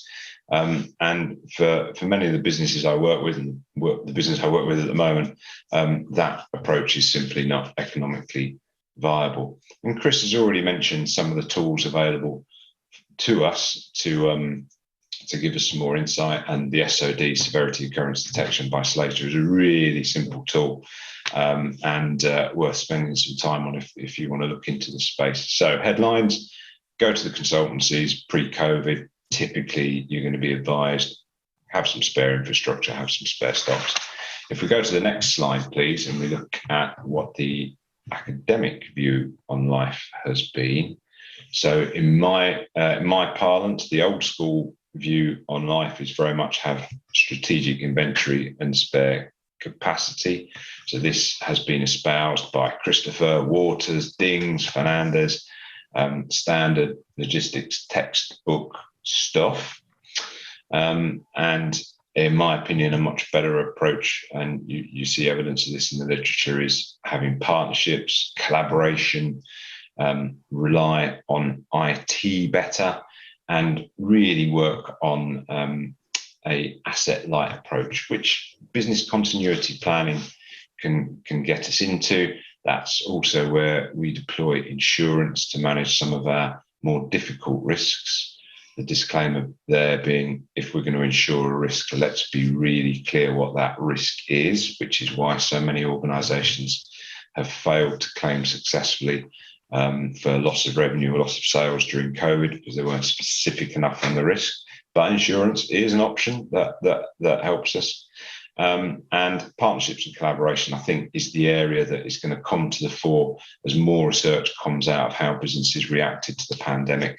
I am aware of partnerships and collaborations between businesses that were previously competitors, with their sole aim to satisfy key markets, typically healthcare, with pharmaceutical drugs from a variety of sources, and they've worked really well together.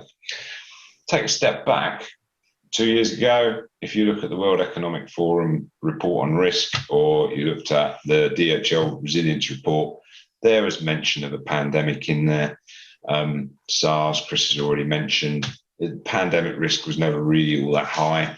And as a result, people didn't invest much in a potential response. So this is where visibility is absolutely key, and the right sort of visibility. So as a logistician, I think I've got great visibility on my business, but I keep on getting caught out with a lack of access to freight modes, which we have to work around. So evidently I haven't got the right sort of visibility. So there's a lot more work to come out on that. Visibility gives us agility, and then we can work better around some of the challenges. Let's just have a look at the expected monetary value calculation. This is an interesting area that I find in America. I don't find it much outside America, and this is really encapsulates the discussion we've just had. If I see a risk on my risk register with a potential cost to the business of $1 million, but the probability of it happening is only 5%. Think back to the World Economic Forum reports and the DHL report I've just mentioned. That risk of international pandemic would have been probably under 5%. Then I'm only going to spend 5% of that $1 million in terms of managing that risk, which, for what we've just been through, wouldn't give us much budget to put in place stocking or spare capacity. So a lot of these established frameworks really do require a different approach now we've come through what we've come through. And the next slide, just to finish off the literature review, looks at what gets measured gets managed. So if you look hard enough amongst the established research, there are actually KPIs, non-financial KPIs, for managing elements of supply chain resilience. And this rather nice table, which was published by Carl et al. In 2018, sums up some of the non-financial KPIs we can use in our organisation, in a supplier or a customer. And these are really good because we're in a period of constant disruption at the moment, and there is no reason why we cannot manage it more effectively. So that's where we got to in terms of our research of existing literature. I'm just going to take you through a few slides now of the primary data that we explored, starting off with the international freight flows, please, Chris. And we looked at international freight flows, European volumes, and then GB or UK volumes. Always difficult to know how to refer to one's country post-Brexit. And on the international front, we found the major economies of the world, China, Europe, and America, all responded differently. And some of them were really quick to go down into hibernation and then come back up. Some of them were lengthy, and some of them just ignored it for a long while. Unfortunately, the Americans decided to delay their response quite a while, and the Europeans had varied response, whereas China was really swift and good to work with through this disruptive period. Air freight, ocean freight is in chaos and is in a different pricing regime now, and you have to embrace that to work with it. There are many reports about capacity and price. I've just put in the Shanghai Containerized Freight Index there, which just shows a fourfold increase in container prices. There is tons to talk about here. What I will say is the latest IATA report, which is focused on the air freight industry, says if you invest $1 into buying a new aeroplane now, you're going to make a return on capital employed of minus 10%. Because there's just that industry is still in turmoil. So when our futurologists say that industry is going to come back second quarter next year, they might be a bit wrong if there's no new planes coming in. So we know the international position, plenty of research on that. Let's go into the European area where there is less research, and then we can look at the UK area. And in the European area, we were looking at a network of healthcare deliveries. Please, Chris, on the next slide. And we were looking at European healthcare network volume. So we were looking at a network here that did 50,000 deliveries a year. And we looked at it 2019, 2020. Deliveries were roughly the same. And ironically, delivery days were roughly the same. So the time to reach customer from warehouse to customer delivery address pre and during COVID was about the same, which is probably not what you're expecting. And what this showed us was we could see the lockdown seasons coming through. In the top right-hand table there, you can see a load of percentiles, and this is comparing 2020 volumes with 2019 volumes. And we could see lockdown hitting April and May in key markets, and then the green cells are where those markets have bounced back compared to the previous year. And we saw an interesting environment here. In lockdown, nobody trades. So when your business is closed, your competitor's business is closed. If you're on reduced dispatches, your competitors are on reduced dispatches. So all of a sudden, you come into this environment where markets are hibernating.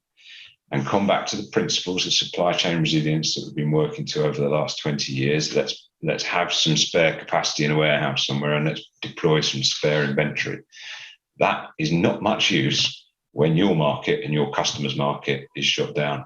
Have you got the infrastructure in the right place, and the spare infrastructure in the right place? And do you have your stock holding of the right products in the right place? You might be lucky, but more often than not, you won't be. And this is where asset-light tools such as visibility and responding swiftly to market conditions help you out a lot better than having those established fixed overheads. So no better example than that if we cut to the next slide and look at the UK pallet network. Why is Richard talking about pallets? The UK pallet network is a great example of how freight found a different way through to satisfy customer demand. So when markets hibernate and the number of freight providers, your established freight providers, disappear almost overnight because the guys who used to deliver your parcels can't do it anymore because all their guys are on furlough, freight finds a different way through. And in this example, the UK pallet network, or the GB pallet network, was in a period of decline immediately pre-COVID. COVID hit and freight adopted new models to find its way through to customers, which I find very interesting for a business to suddenly experience plus 20% volumes on the night, and for people to be delivering product to my house on pallets was a bit novel, but it was still getting through. And this massive switch to online was supported with this activity. So just in summary, before I hand back to Chris, modern flexible supply chain solutions allow for customer demand to be met through alternative channels. And we think the spare capacity and stockpiling approaches are perhaps no longer appropriate. Back to you, Chris. Thank you. Okay, so that Richard has gone through some of the quantitative stuff. At the same time, we looked at various ways of looking at qualitative to see what people felt and what they experienced. With a number of surveys and interviews over almost 2 years, 20 and 21, logistics professionals across EMEA, European, Middle East and Africa. And that did include Namibia. You had your own little survey there, which we did as part of the State of Logistics report last year. And we got responses from a lot of people throughout the world, ranging from managing directors down to truck drivers, one-man bands, and so on and so forth. The returns from Namibia were not perhaps as good as some of the other countries. It seemed that they were mainly on lower echelon operators, but nevertheless, they were still valid. So we won't go through all of it, but the questions set were basically finding out about the impact of the pandemic on logistics operations and on people. How do you deal with that disruption? And how do you think the industry will change in the future? And what we saw in terms of emerging themes is, of course, there was an immediate secession. Things just had to stop overnight. People could not be delivered. As Richard said, there were no drivers. We were banned from traveling and so on and so forth. So the first reaction of almost everybody was, we must protect our business. And in that terms, we're obviously thinking about cash flow. People are often thinking about profit. Not that profit isn't important, but you don't go bankrupt usually if you're not making a profit. You go bankrupt because you've got no cash flow, you can't pay your bills. So you have to protect your business. And as Richard said, that means finding new ways through, new ways of delivering, new markets, and so forth. Looking forward, people were very keen to say, well, we've seen demand has moved from high street to online. This is particularly true in the UK. It was happening before COVID to an extent, but now you walk down some high streets and there are virtually no shops. I live in the north of England in Yorkshire, but I go to the south quite a lot, my old home city of Portsmouth, and it's noticeable there on some of the major shopping streets that big department stores have all gone. What's opening are charity stores and so forth, because everybody is getting stuff delivered to home, as Richard says, by pallet rather than by packing case sometimes. So logistics solutions has to be agile. The situation has changed and will continue to change. We cannot sit on our laurels. We must change and respond to it. International air freight is unlikely to be the solution. It was. There's a lot of reasons for this. As Richard said, the price has gone, as indeed has maritime, but also because there are fewer passenger flights, that means fewer goods are carried, because people sometimes forget that a lot of freight is actually carried in the belly hold of passenger planes. When you're sitting there going on your holiday to South Africa or to Europe or wherever, you may not realize there's an awful lot of freight sat in the bowels of that plane. So as a result of that, the emerging things, but we need to target new markets. We need to be able to support this online activity, something we haven't had to do as managers in the past. Therefore, we need to adopt new management approaches. So that was the survey. So putting together that with what Richard's already talked about, what did we learn? First of all, let's look at the users. Well, as Richard said, freight did find a way through. Some freight companies went out of bank business, but basically we kept going. Freight found its way through using different modes. However, the time frame changed. Supply chain reconfiguration takes time. You can't do it overnight, although perhaps in the future we will need to. We need to be more flexible and more agile. People have to change their product offering in line with availability. If you haven't got X, well, maybe you can do with Y. Maybe you need to have different suppliers to get your raw materials. Maybe you need different raw materials. You have to keep thinking on your feet and changing. This again comes down to agility. As Richard has said, stockpiling has always been seen as a safety measure. And yes, it is, but it's very hard to predict where you're going to need that stock. If you get it in the wrong place, you're just tying up capital unnecessarily. We've seen an element of reverse globalization, as again was mentioned by Professor Cement earlier on. This is becoming very important. People are worried, quite rightly, about the length of their supply chains. And obviously, the longer a supply chain is, the more nodes there are in it, the more likely it is to go wrong.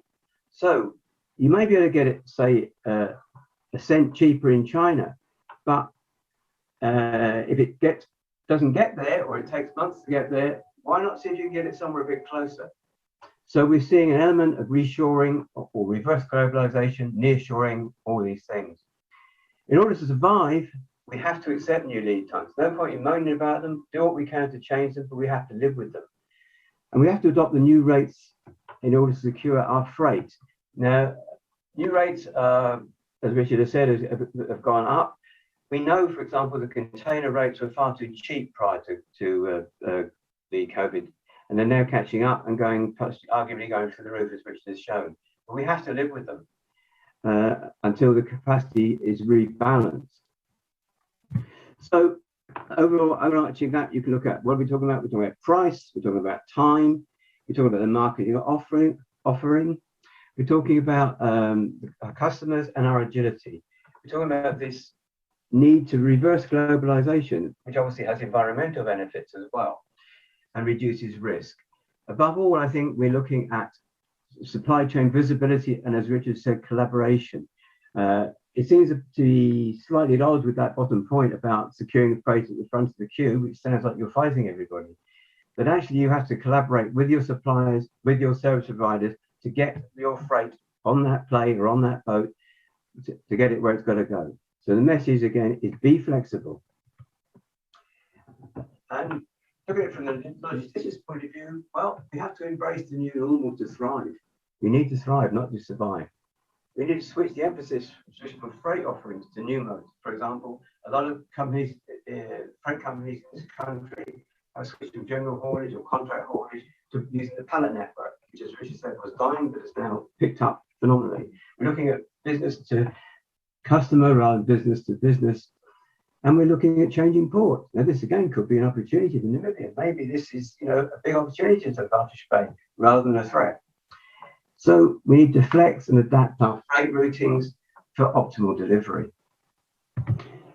Very much the same panel on the right. I can't actually see it because it's behind the pop-up, but really it's the same message for the logisticians as it was for the users. Price, time, market offering, customers, agility, globalization, reversing it to reduce risks, nearshoring rather than going full out global, and improving above all, improving your visibility so you can see what's going on in your supply chain, know where your stock is, what's moving, what's not moving, what the options to move it are. Be flexible and agile. So to finish off, supply chains need to be sustainable and resilient. Good logistics are essential for recovery. We know logistics and their companies are tough. We grew out of truckers, Some of us have driven trucks, some haven't. But lorry drivers have a reputation of being tough guys. That's great, but you also need to be flexible and resilient. If you can do that, you will survive. As Richard's already said, when markets hibernate, stockpiles are not much good to you. So you need agility. You've got to be agile, you've got to think on your feet and be prepared to do that, not be stuck into what you've always done. Freight will find a way through. It's going to cost you money, dollars, pounds, whatever. However, supply chain configuration does take time. So it requires a new mindset. We have to be flexible, we have to think new lead times, adopt new freight rates and collaborate and maintain that visibility. Start shortening the supply chains to reverse globalization. Could be a big opportunity for Namibia here, indeed for all developing countries, because it is a chance to take on the established countries, provide stuff cheaper, nearer, and therefore quicker and with less risk. So the final message is survive and win and lead the way out of COVID for your company and your country.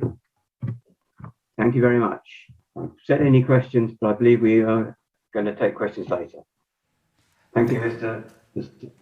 Thank you so much, Dr. Savage, and of course, Dr. Gibson, on that very insightful presentation.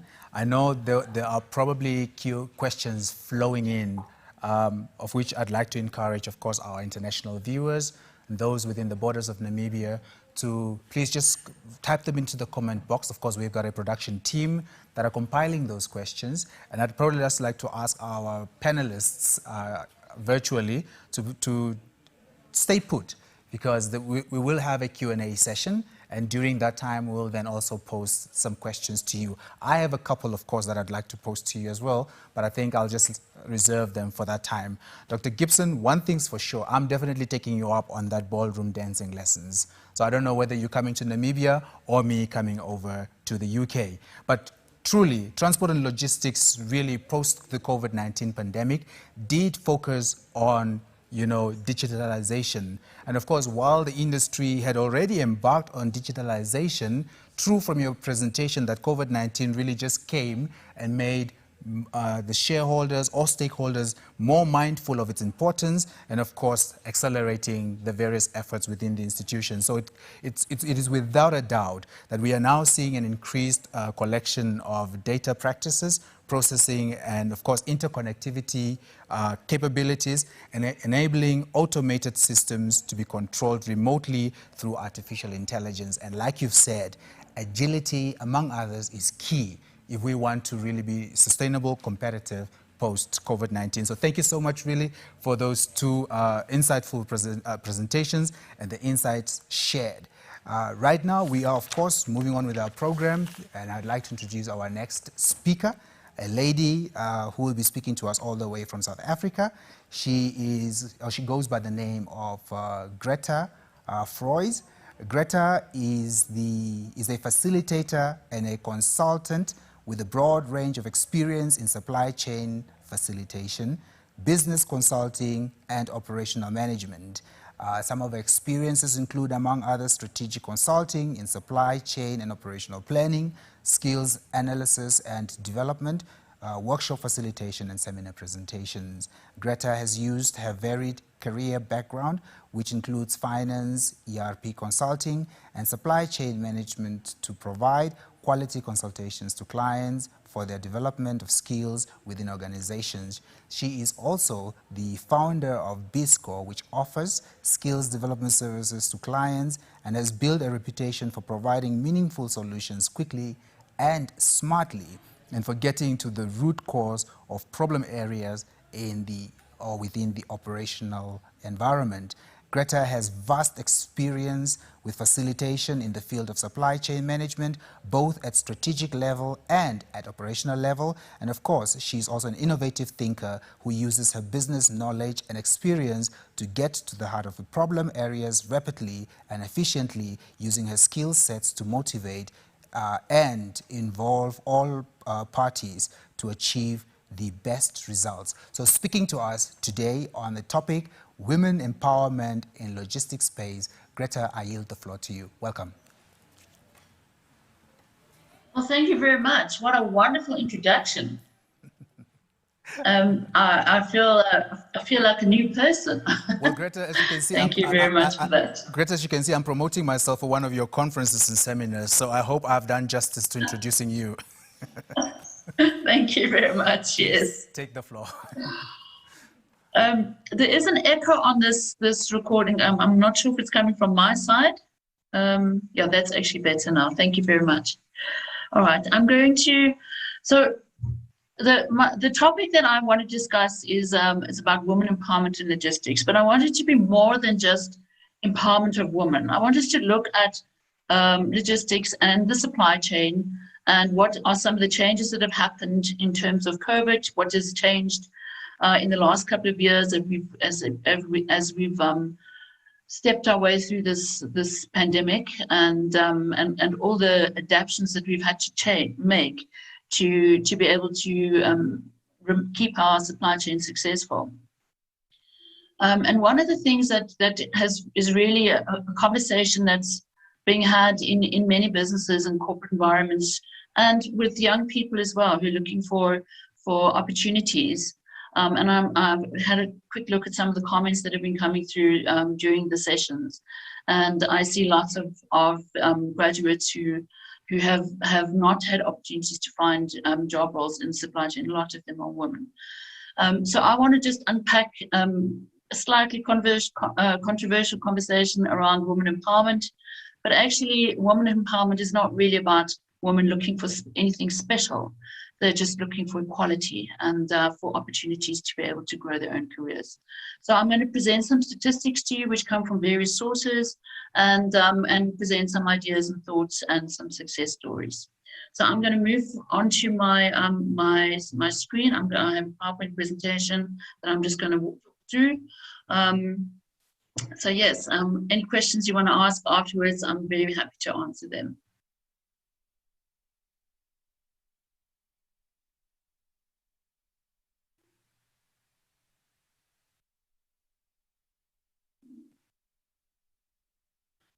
So I've actually given my presentation a slightly different slant, calling it Women Challenging the Norms in Logistics, and I'll explain a little bit more detail as we go through the presentation. So some of the things around logistics in 2021, which have changed as a result of the challenges that we've been facing in logistics, and the presentation that Christopher and Richard gave highlighted some of those challenges, and I'm emphasizing them again here. So, So logistics in 2021, successful logistics is not only about trucks and drivers. It's also about planning, understanding the detail of data, using intuition and experience matched with data to make decisions. Technology has really changed the way supply chains operate, and with the advent of using technology to manage our data and to store data and to control our supply chain operations has become the norm in supply chains of today. Muscle power is no longer necessary. A lot of the jobs that were done by physical human labor have now been replaced with machines and robotics and more efficient ways of handling materials and goods in the supply chain. Tenacity and forward thinking is what is needed for logistics and supply chains for the future. And this makes the supply chain logistics industry an ideal industry for women to flourish. So what are some of the impacts on with COVID-19 in terms of women specifically? In the supply chain space, this is from some research done by Gartner. The report is called Awesome. They state that 88% of responding organizations said that COVID-19 has no discernible impact on the ability to retain and advance women. And yet in the same report, they also say that 54% of survey respondents say that retaining mid-career women is an increasing challenge. So some of the other statistics I'm going to show you is how the growth of women in supply chain has advanced during the years. But the women seeking to have careers in supply chain has been diminished as a result of COVID-19. So generally, 76% of mothers with children under the age of 10 say that childcare is one of the top 3 challenges during COVID, compared to 54% of fathers with young children. And that statistic is very typical of the working environment that we have been working in for since pre-COVID, a very patriarchal society where childcare and caregiving has been a challenge for women working in the workplace. 1 in 3 mothers may be forced to scale back or opt out because of COVID. And this comes from a report from McKinsey and Company 2020. In spite of that, some of the new roles which have emerged during COVID, which can be specifically geared towards women, digital supply chains, leadership, and supply chain risk management. And this, I think, also emphasizes what Chris and Richard were saying earlier. So these are areas which are needed, which are needed for upskilling as a result of the pandemic. 48% of supply chain professionals who usually work in an office setting are now working at home as a result. And this comes with all sorts of challenges as well. Workloads increased, and there's a greater need for risk management, digital supply chains, and leadership expertise. So the emphasis on managing the risk is really important. And things like having too much inventory in your supply chain is one of those high-risk items in managing supply chains. So some more global statistics from the same report shows that women are better represented at most levels in supply chain. So there are a lot of women who work in the supply chain. 41% supply chain workforce in 2021, which is up from 2020, where there's a statistic of 39%. So all of this should be very encouraging for the women who are listening into this presentation, that there are definitely opportunities. It's just a matter of finding them.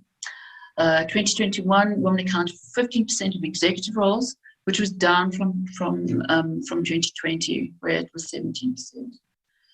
This is a statistic, which is a global statistic. Women of color comprise 14% of supply chain organizations, with steeper than average drop-off as the pipeline advances. So going up into the more executive positions, much lower representation of women of color. And 2/3 responding showed concern about the middle of their pipelines and retaining women, mid-career women, so those women who have supervisory and management roles, is challenging. And that comes from a Women in Supply Chain survey, which is partner Awesome survey. 5% of top executive positions at Fortune 500 companies are filled by women, compared with 15% of executive officers in the same positions. So there is definitely an imbalance at the top level of corporate companies. So there's a need for diversity. Why is that? And when I say diversity, I mean having gender equality in the workplace, and particularly in logistics and supply chain. Women bring something different to the table. Women have a different approach to topics, to problems and to problem solving. Women in leadership can help with talent acquisition, retention. A gender diverse workforce promotes collaboration, tolerance, and understanding, and drives innovation. So this comes from Supply Chain News. Having more women in a senior leadership position can influence the culture and reputation of the supply of businesses and the supply chain. It's also a requirement for a lot of businesses who are seeing that having gender equality in their supply chains and in their businesses gives them better brand awareness and better brand reputation, because this is a topic that's on everybody's minds about gender equality in the workplace. So what are some of the roles that women can play? Leadership in operational and financial performance. Companies that have a greater representation of women in senior roles experience better business outcomes. And this information here comes from a whole series of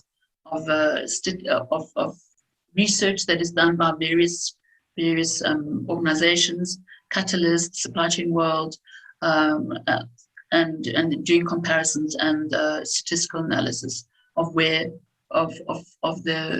role of women in supply chain and in business.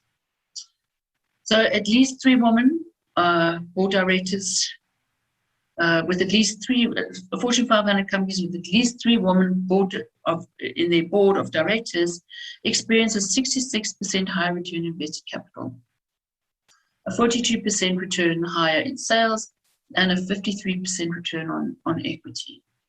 So women definitely do have a role to play within business and supply chain, and particularly at that executive level. I'm not going to go through all the detail of this. These slides will be made available to you with all the statistics. But the general finding is that women in executive positions do add a lot of value to businesses and corporates. So some statistical information in tabular form. This is quite an interesting table here. The total workforce of women in the supply chain is, you can see the years, 2021, 41%. But as you go down the scale, well, actually up the scale with more executive positions, so that percentage of women in the workforce and in supply chains becomes less and less. Although interestingly enough, in 2021, the senior levels, there is an increase in 2020 of 17%, slight drop down to 15% in 2021.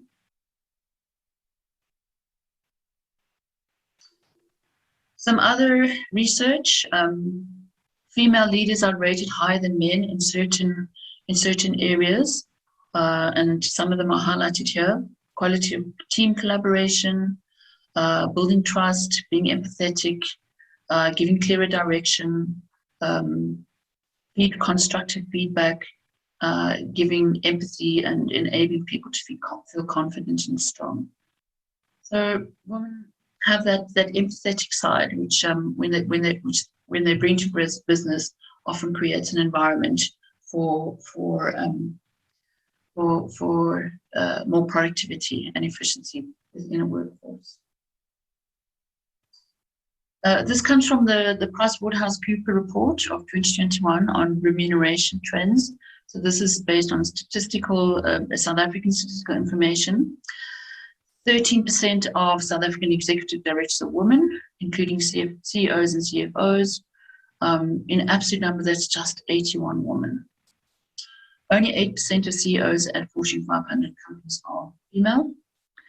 And some other interesting information, Thailand is the highest proportion of female CEOs in the world, with 30% of companies employing female CEOs, followed by China with 19%. So there are existing prejudices against women in the supply chain. There's a gender pay gap, which is real. Unconscious gender bias and stereotyping, working environment built on a patriarchal model, discrimination on return to work, lower pay positions, and women are more likely than men to take unpaid leave for caring responsibilities, children, unwell family members, because of the nature of women being more of the caregiver. And this information comes from Women's Supply Chain in Australia. Other existing prejudices, lack of women career opportunities for top roles, and why women leave. What are the reasons why women leave their jobs? And most of them are because they reach a ceiling within their organization, and the career opportunities are limited, especially at the higher level. Some statistical information on the gender pay gap. As you can see, the higher up the executive channel, the greater the pay gap.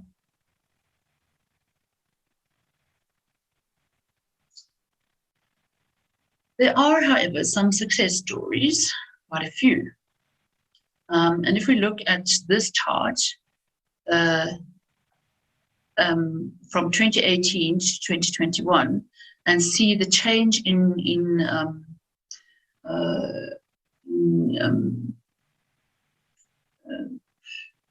the change in statistical information in businesses, and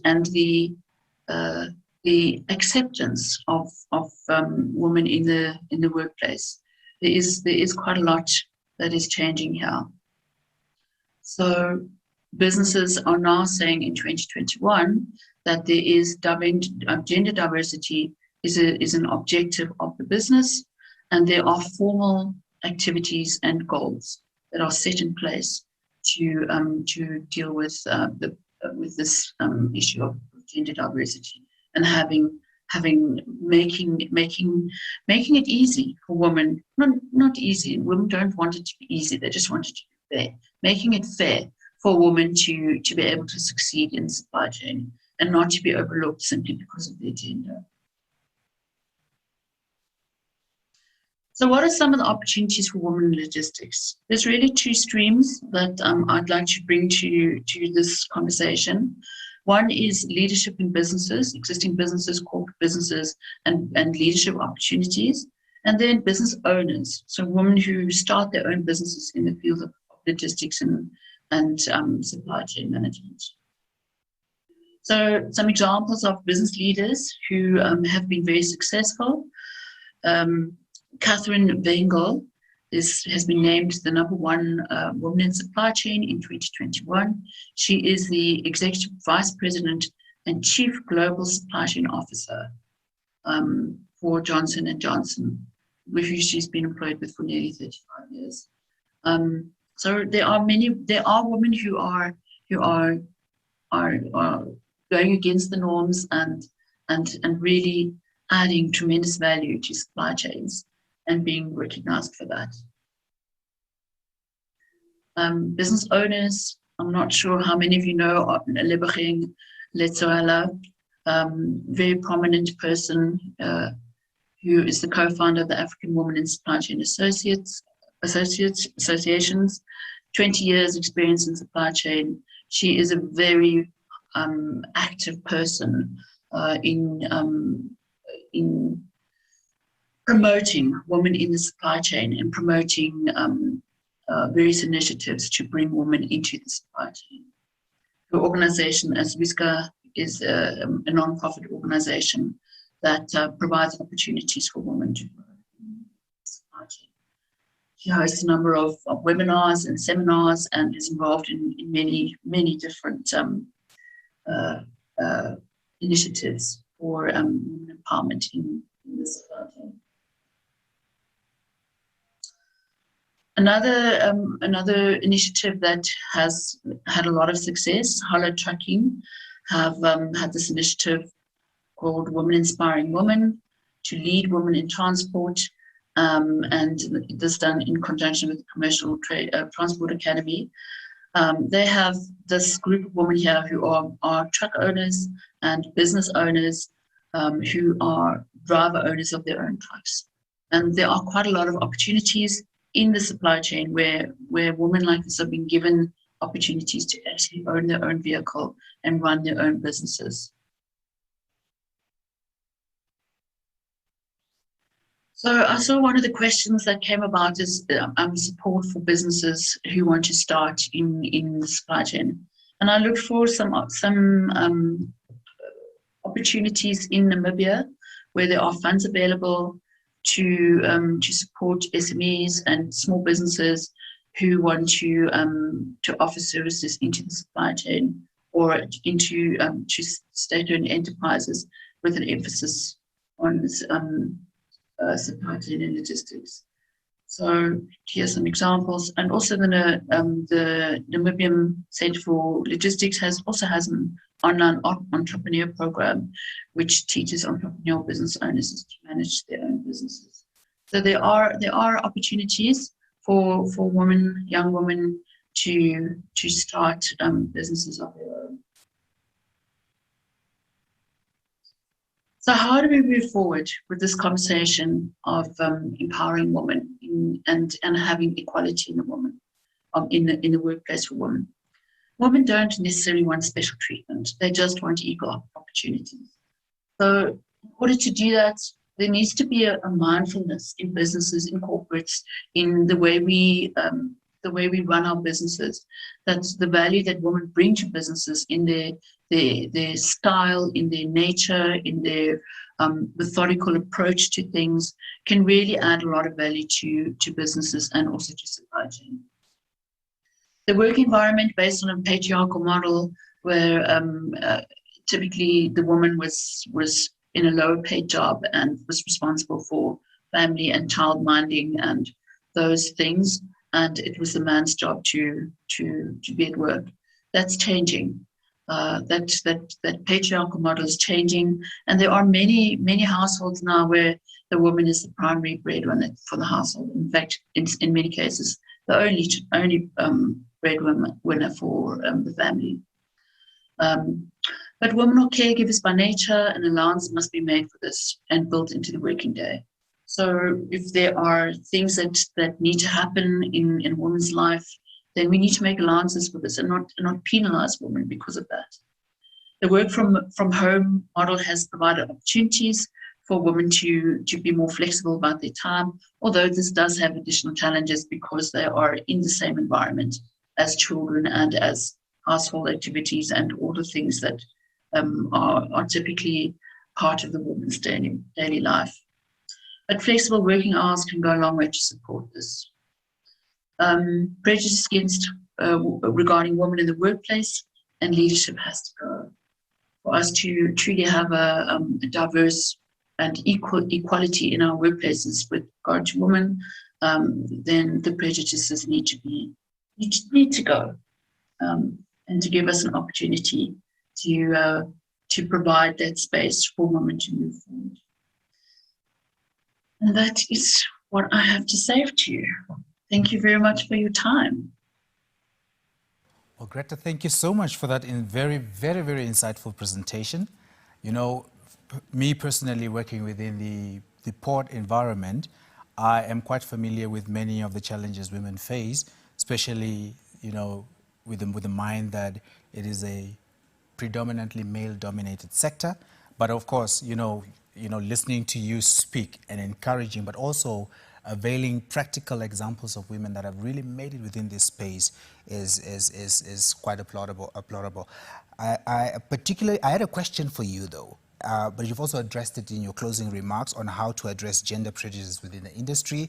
And of course, you are quite elaborate in terms of how to do that. And really, some of the take-homes that one can really attribute here is that women are indeed slowly transitioning into leadership positions. So there's been a great trajectory of women from lower positions going into key decision-making positions within institutions. And really, true to your presentation, that agility, tenaciousness, and of course forward thinking, particularly now post-COVID-19, is key, of course, to being competitive as a woman in a predominantly male-dominated sector. But of course, how women can use their soft skills to cultivate or to influence culture within the sector. And of course, a sector that was predominantly driven by the narratives of efficiencies, effectiveness, productivity, but more so also bringing in those softer elements that makes or creates a happier workforce, a happier human capital, but of course also looking at retention of key competencies within businesses. So thank you so much for highlighting some of the key roles or opportunities also that are available to women within the sector. And it is really up to all women that are listening and that have listened to you. And I'm glad that you've mentioned that the presentation will be availed so that it be shared with everybody and we all really just acquaint ourselves with the content thereof. So Greta, thank you. Thank you so much for this very, very insightful presentation. Thank you. Thank you. And of course, Greta, please do stay tuned. I know we have two more presenters coming up, and of course, I'm sure there will be plenty questions that will be thrown your way. So I'll be posting them to you as and when they are coming through. Our next speaker, ladies and gentlemen, is Mr. Ed Richardson. Now, Ed is a very is an industry friend of mine. I've worked with him so many times. He is one of those seasoned writers and very tenacious in getting what he wants. He is the Africa correspondent for Fright News, and he'll be speaking to us on the topic Fourth Industrial Revolution Logistics. But let me give you a short bio on Mr. Richardson, who will be speaking to us today. Ed, of course, like I've said, is with the Fright News Africa, is a correspondent there, and of course, having had obtained his Bachelor of Journalism degree from the Rhodes University in 1977, majoring in journalism and psychology. Since then, Ed had worked on newspaper, televisions, and radio. He started writing for what was then the Fright and Trading Weekly in the mid-80s and has freelanced for them since. His experience includes all types of field reporting and management. He headed up a television export service within the SABC and also spent 3 years as executive producer of what was then Radio Today and Audio Mix on Radio South Africa. Of course, amidst his various, very long accolades, Ed, he's also been traveling to Namibia so many times. Of course, Ed, you and I have been talking over the phones and also corresponding via email. And you are also a writer for the Edits Automotive Industries, which is published in the US and distributed internationally. So welcome to the online stage, Ed. I'm so happy to host you. And so please take it away on the topic entitled Fourth Industrial Revolution Logistics.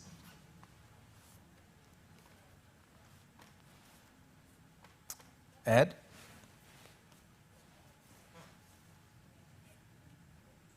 Can you hear me? I can hear you now. Okay, oh no, we're echoing again. Okay, and can you see the screen? Are you getting the screen? I can get the screen, Ed. Thank you. You may go ahead. Okay, the echo is coming through again. I'll be having my mic switched off. No problem. You may go ahead. Okay, cool. Okay, so thanks very much for inviting me. It's actually great fun to Sorry, Ed, before you continue, Ed, my apologies. Please change the presenter view and maybe just enlarge the screen for us, please. What must I do? Change the presenter view for us. And maybe just enlarge the screen there. Okay, why?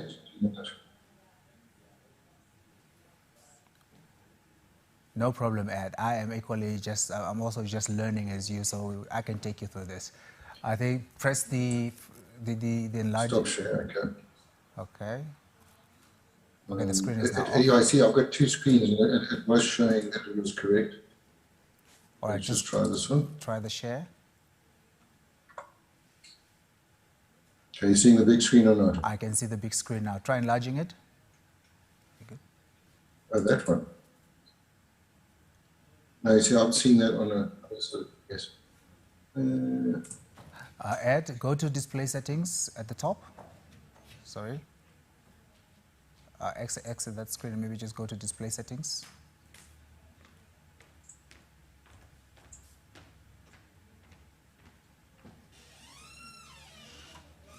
It's a mess, sorry. No problem. Okay, so I've got share screen. Okay, share screen. Okay, so I'm showing it on there. Click yesterday. Okay, so what screen are you seeing at the moment? All right, I have. Okay, you may go ahead. Go live, Ed. You're good. Let's go. Because otherwise we get like that and then it stops working. 100%. Let's keep okay, it. Let's sorry keep it about that. All right. Okay, cool. Okay, sorry, this is very bad. Okay, so what we've got here, it's not going to work because it doesn't give me my presentation. Okay, it's fine, we'll live with it. Okay, so what I'm looking at is 4IR logistics. So part of my background as a journalist is I've also written about technology. So I find technology fascinating, and the two come together. So it's a wonderful example to do that. Okay, so because we've got some academics and we've got some students with us, I've started with the definition. So a smart factory. And you're going to ask me why I'm talking about a smart factory, but I'll tell you now. A smart factory is the vision of a production environment in which production facilities and logistics systems are organized without human intervention. That's Wikipedia. And the logistics value chain is just a very big factory. So that's why I'm talking about a factory. So if this has been a proper presentation, it would all bounced up nicely, but anyway. So you've got your inputs there. So that's all it is. It's inputs, your raw materials, machines, labor, etc. There's logistics that's got to carry that. Your conversion process inside a factory, it's all about logistics. There's just a few machines in the way. And then your output is obviously delivery to your customers. One of my early mentors, when I started writing about business and industry, just said to me, you go into the biggest factory in the world, it doesn't matter what it looks like, a chemical factory, and all it is it's your mother's Mullinex mixer. So all a factory is just, they've got a recipe and they've got ingredients and they cook it and they put something out there. So and that's lived with me for the rest of my life. It's wonderful. So that's why I'm saying, you know, we say logistics and manufacturing and that are all really complex. Yes, they are, but basically they're just a kitchen. Okay, so COVID and logistics. So there was a survey by Tools Group and the Council of Supply Chain Management Professionals.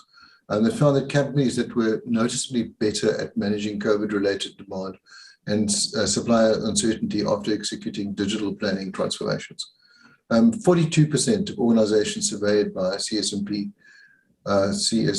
said, the pandemic had accelerated their digitization plans. So digitization is kind of happening, and it's COVID has shown it.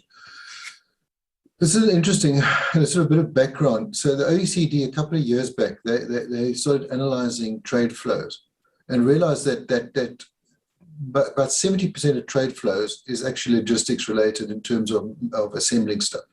So the traditional view of international trade is that each country produces goods and offers services they export as final products. So this may be changing as Chris and Richard spoke about with the inshoring and nearshoring. But at that stage, and that was about 2 years ago, because they introduced a new thing called trade in value added. It's a new study they do. So this trade only represents 30% of all global trade in goods and services. Only 30% is final products. 70% of international trade involves global value chains as services, raw materials, parts, components cross borders, often numerous times. So these global value chains are part of the factory. They're part of the production process. So a bit is made in China, another bit is made in South Africa, another bit is made in Brazil. In the case of Gqeberha, which is where I live, so a vehicle assembly can go to over 50 countries. They're bringing parts together, and they're just putting a car together, like we put Meccano sets together or Lego together, and then they're selling it and sending it somewhere else in the world. Most of our stuff goes elsewhere. A nice example they use is a smartphone assembled in China, might include graphic design elements from the United States, computer code from France, silicon chips from Singapore, precious metals from Bolivia. So exports from one country to another involve complex interactions among a variety of suppliers, and they need to be tracked. So this is all, we know that it needs to happen. And then trade is determined by strategic decisions of firms to outsource, invest, and carry out activities wherever the necessary skills and materials are available at competitive cost and quality. So, and now increasingly, it's also supply chain, the reliability of the supply chains. And then live visibility of logistics chain is essential for planning and management. So this is OECD, this is their stuff. And then connected manufacturing, just another quick definition is connected manufacturing is a business strategy that leverages cloud computing to harness operational and business data for greater visibility, efficiency, control, and customer satisfaction, connecting your people, processes, supply chains to give you end-to-end visibility and control. I'm not great on academic things, but this is Nursery Week. But not that I'm dissing academics, it just sometimes it makes it more complicated than it is. The key thing is just end-to-end visibility and control. That's what connected manufacturing is about. And some time ago, it was the IT guy at Volkswagen here in Gqeberha, said to me that all manufacturing was logistics and marketing. That's what the motor vehicle business was about. He saw, and it's happening now, where you can have a single production line producing multiple models or multiple brands, in fact. So it's the logistics of getting the parts to the line, and then the marketing. So you've actually got a customer for the thing that you develop. So yeah, and for that you need visibility and control. So that's a summarized supply chain. So we've got raw materials, and we've got inbound logistics coming through. We've got the goods sitting in the warehouse, which is for as little time as possible. Then we do something with them, we manufacture them, and then there's an outbound warehouse, outbound logistics, and it gets to the consumer. So what I'm arguing for in this is that we need to be able to track that all the way through there. And where this relates to Namibia is if you're going to be a logistics leader, your corridors have to facilitate this, and the ports have to facilitate it. So you kind of, that's what will give you the strategic advantage. So I had an interview earlier this week, and you'll guess now who it is. It's actually already being done in the region. So there's a port called Maputo, where from the port they can see the mine, and they can tell how much has been loaded on a truck. They can tell you what time it's been loaded on the truck. They've got the driver details and they've got the truck details. And then they track that truck through to kilometer 7, which is the South African side, and then through to kilometer 4, which is the Namibian, Mozambican side. And then they know the ETA at the port, so they can actually start planning for accepting and put what stack it is. This is obviously, bulk, it's chrome and stuff like that. And at the port, it's fully digitized. So the truck arrives, they know the truck's arriving, they know where it's going to arrive, they know who the driver is, they know all the details of the truck, they know what's on the truck, how much it should weigh, and they know when it's going to arrive at the port. So they've got all their stuff. In the port, the truck turnaround, they've brought it down through digitization. They brought and also a little bit of reconfiguring. The trucks are turned around in 3 hours, from 3 hours to 1 hour. And they also put in remote weigh bridges. So the trucks are now, they're sort of automating the weigh bridges. So there's no a driver chatting to the guy at the weigh bridge or deciding on how much they're actually going to weigh or whatever. So it's reduced theft, it's reduced loss, and it's sped up time. Where the port is now adding value doing value-added logistics, they've got weigh bridges, they've got piles of stockpiles. So the stockpile, they measure the truck when it drops commodity on the stockpile, and then when it's measured every time that another truck takes it out to the vessel for loading. So they've got weigh bridges both sides, both automated, so they know exactly what is in the stockpile at any time, and that reports back to the mine. So that's information back to the mine. So the mine knows, hang on, we're running short. We need to start pushing up production, or hang on, there's been a vessel delay, so we've got a whole pile of stuff, and we don't need to send any more because we've got nowhere to put it. And that's live. They actually know exactly what's happening. They can also deliver different grades to separate holds on the vessels. And they're now capable, because they're dredged to 12.5 meters, they can take a 140,000 ton vessel. So the two have gone together. So it's quite a lot of value added. And from what I understand is they can also blend in the port. So if you're a mine, you want to give your buyer the quality that they're paid for. But the mines, there's different grades where they're digging. So that they would have separate piles of different grades, and then the port could mix and match to make sure that the average comes out what the customer's paying for. They're not getting more chrome than they're paid for.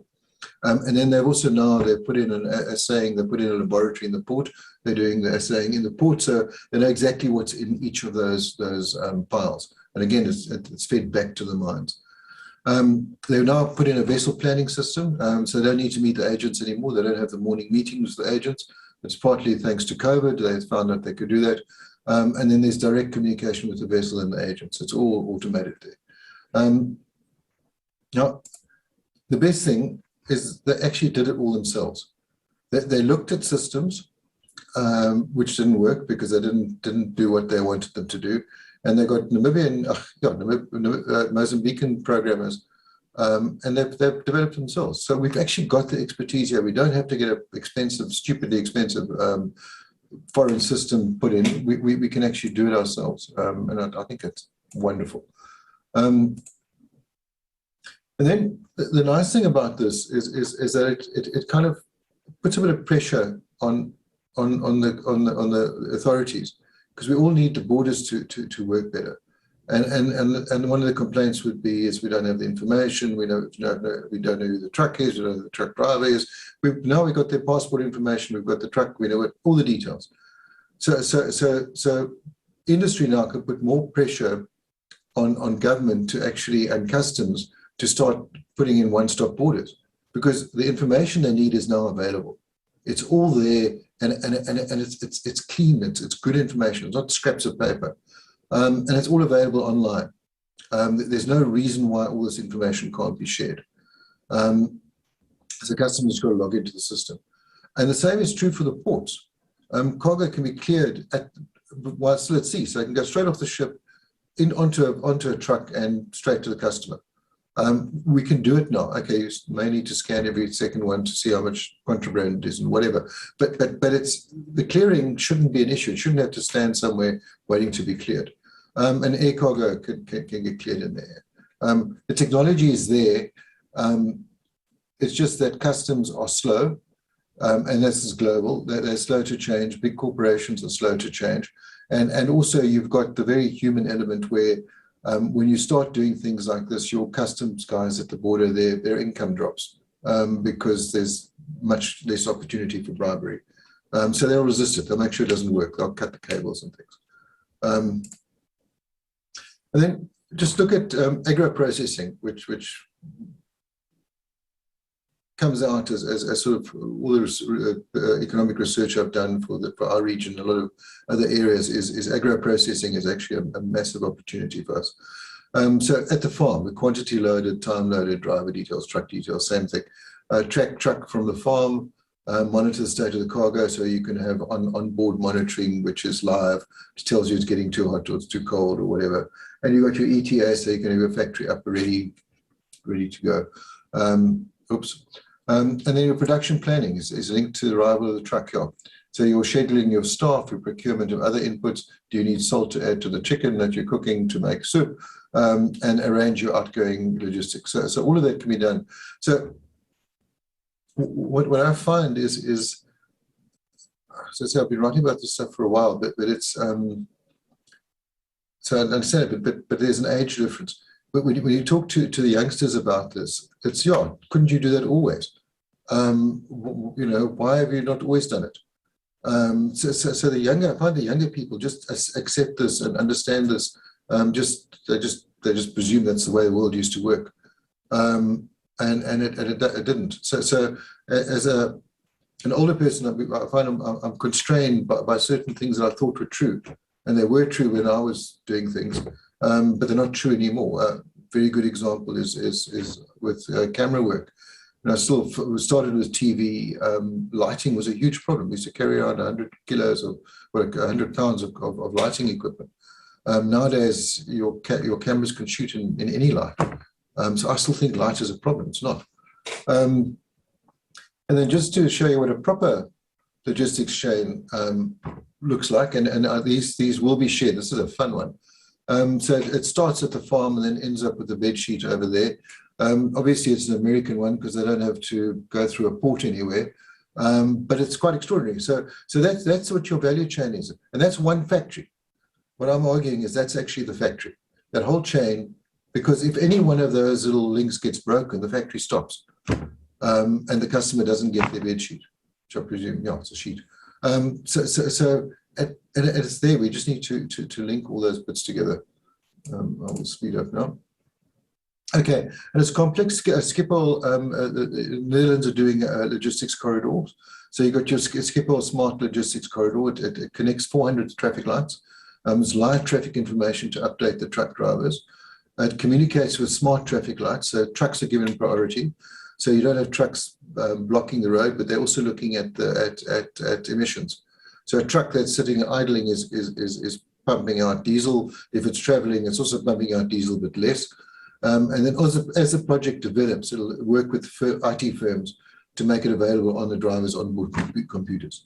And what's important here, and you'll see just now, is developed by a coalition of public and private partners. And that's just a map of one of the linkages.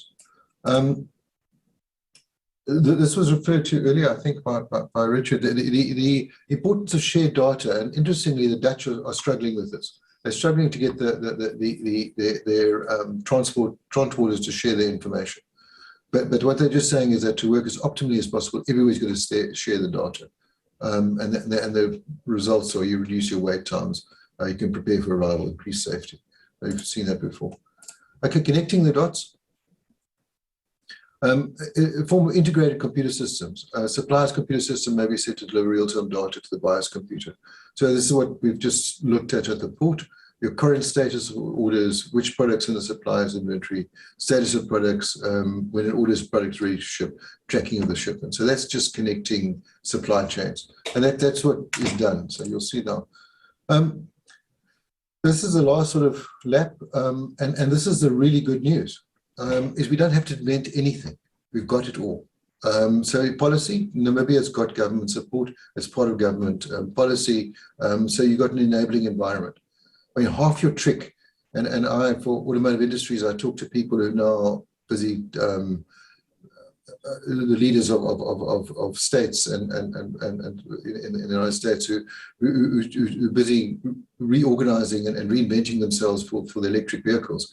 Because thousands and thousands of jobs are going to be lost when you stop making internal combustion engines. And the big trick is to actually get the regulations in place before you do anything else. business needs to actually work in an enabling environment. You've got a government there which is which has created it, is creating it. You've got your master plan for developing an international logistics hub. So you've done that. You've done the homework. You're way ahead of most people, and you've got the Walvis Bay corridors. And then this is the fun part. If you look at the technical side, and just going back, it's impossible. You can't overemphasize the importance of this, of the actual enabling environment that the authorities have to place. Because without that, nothing doesn't happen. Okay, so what do we got? We've got the cloud, whatever the cloud is. All trucks have already got trackers in it. All trucks, the new Volvos and everything else are all connected. The ports are connected. Customs are kind of online. And you've got things like RFID code tags, you've got barcodes, you've got track and trace technology. None of this is new. We just haven't put it all together. We've got smartphones. You don't need special readers anymore. We've got 3G, we've got 5G, we've got satellite connections, we've got Wi-Fi, we've got clever programmers, as we found. And the real reason we need to do this, and this is in the whole of Africa, just by the way, is we're not going to create jobs and economic growth without world-leading logistics. Logistics is what drives the world. It's what drives economies. And without proper logistics, our factories are we're going to still just be suppliers of raw materials because the logistics are all in place for that. That's what the colonialists did well. What next? You've got to set supply chain visibility through digitization as a priority. I think it's in the master plan. You've got to set dates, like with any planning, with anything like that, you need dates. And you've got to make it someone's responsibility. It's got to be a passionate champion. Someone's going to bang heads together and is going to actually just, with a mission to make it happen. Because if it doesn't have a champion, it doesn't happen. These Americans I've been talking to, and it's Britain as well, you've got a passionate person who's driving it. And in the case of the governors in America, they put their political lives and their political reputations on the line. They said, we will, sorry, you know, we'll convert to electric vehicle technology, and if not, vote me out. But yeah. But they really put everything into it, and then provide them with the necessary resources. But I've said here not too much, and the reason for not too much is that sometimes people are over-resourced, and they spend too much time trying to spend the money or doing the overseas trips, which are essential, of course. But anyway, that was facetious. Okay. And then you've got to, this is why you need your champion with a mission. You've got to obtain buy-in from all the stakeholders in the private and government sectors. And what you've got to do is everybody's got to benefit from it. And then just don't try and invent the wheel. As we've just seen just now, everything's there. And pop over to Mozambique and see what they're doing. You know, and then stay within a budget and keep it a small budget. Keep it thing, and it's Walvis Bay people are probably going to shoot me, but an organization like this, I don't think they should have a life for more than 5 years. They should be given an objective to achieve something within 5 years, and then either they then will, as has happened with the Corridor Group, they then progress to something else, or else they shut down. So it's a 5-year project. You've got to make it work, and that's it, because we only work to deadlines. And then train. That's what came up right at the start. I was really excited to hear that at the start. And this is that study I referred to at the beginning. A skills deficit is the biggest obstacle to transformation, and this is digital transformation, by the way. Okay, is a skills deficit. Digital business requires skills, change management, decision making, in addition to standard technical planning skills. And then data, lack of quality data. Those are all also roadblocks. So lack of data, lack of quality data, COVID-related uncertainty, existing rigid technology infrastructure, fear of change, also roadblocks. But again, those can be bashed out the way if you've got somebody who's passionate at the start. So apologies for my presentation jumping onto the wrong screen, but thank you very much. Thank you so much, Ed, for this very informative presentation. It's always a pleasure reading your content but this time around also really just listening to you contextualize the impact of the fourth industrial revolution within the transport space at regional level, but also at continental level, and how we as a continent as making strides towards competitively, positioning ourselves for trade with key markets. I know you've also mentioned that there are, of course, some commendable gains, some instruments that have really been put in place to ensure that we do align to the fourth industrial revolution and the benefits thereof. But what's also very surprising, Ed, is that, of course, with COVID-19 now fast forwarding the implementation of the fourth industrial revolution benefits, that we still find ourselves still, trying to implement the benefits of both the second and the third industrial revolution.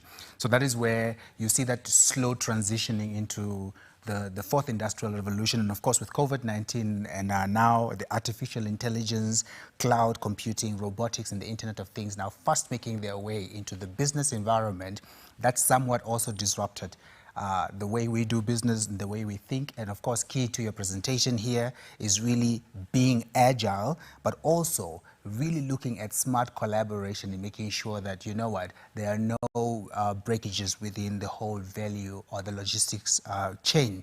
So I think if we can get that right, it really then speaks to, institutions and at continental level or regional level, optimizing the operations to be more efficient and more efficient than before, but also speaking to increased transparency and, of course, creating the necessary capacity to deal with the anticipated demand and the various other, demands that would just sprung up within the market, but also really addressing some of the challenges that may arise within the transport and logistics space. So Ed, thank you so much for that very insightful presentation. I know my team has informed me that there are some questions flooding in, so please don't go away. Enjoy the cup of coffee. I have to leave at 12, unfortunately, but I'll answer the questions. If you just send me the mails and stuff, I'll answer everybody's questions. So, brilliant. Thank you, Ed. We'll make sure that those that are particularly posed to you, we then have you then respond to them, and of course we will then revert back to our online viewers. So thank you so much, ladies and gentlemen. So please do send us your comments, questions as and when they come through. We will compute them, and of course towards the end of the next presentation we'll then entertain questions and answers. Our next speaker, so thank you so much once again, Ed. Our next speaker is Mr. Lovemore Bingandadi. He will be speaking to us on a topic entitled Smart Corridor Interventions towards Improving Corridor Efficiencies. So Mr. Lovemore is part of the Tripartite Transport and Transit Facilitation Program, TTTFP. And of course, before he goes in, Mr. Lovemore, allow me to read your very interesting bio to those that are, of course, listening in. Mr. Lovemore is a fellow of the Chartered Institute of Transport and Logistics. He is an accomplished expert in trade and transport facilitation with over 40 years experience in East and Southern Africa. The experience covers project design, development management, and evaluation in surface transport. Lovemore has specialized in transport sector reform, including regional and national strategies development, institutional development, capacity building, regulatory framework, and harmonization. Lovemore has had a 360 degrees appreciation of transport sector development and reforms from the formative days of SADC, COMESA, and the EAC, having worked for state-owned institutions, governments, international cooperation partners, donors, consultancy firms, and research teams. Of course, he's also played different challenging roles in multidisciplinary and multicultural settings in executive management, project team leadership, and regional transport and trade facilitation consultancy expert roles. So Mr. Lovemore, once again, welcome. The floor, and I yield the floor to you to please speak to us on smart corridor interventions towards improving corridor efficiencies. And really, maybe before you also come in there, Mr. Lovemore, I would like to really applaud the team for bringing you in towards the end, because this is quite very important, because we find ourselves in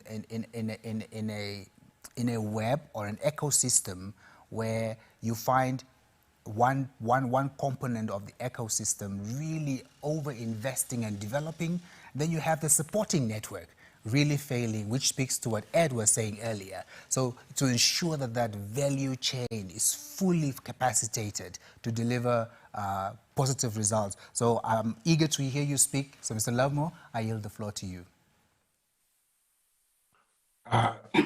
Thank you, Chair. Thank you very much for that warm introduction and welcome.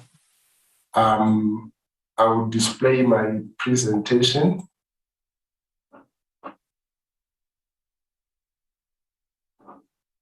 Is it fine? Perfect, 100%, we can see it. My presentation is on smart corridor interventions, looking towards improving corridor efficiency. It complements the earlier presentations, which looked at COVID-19 remedial measures and how COVID has accelerated the implementation of ICT technologies in supply chains and also in transport.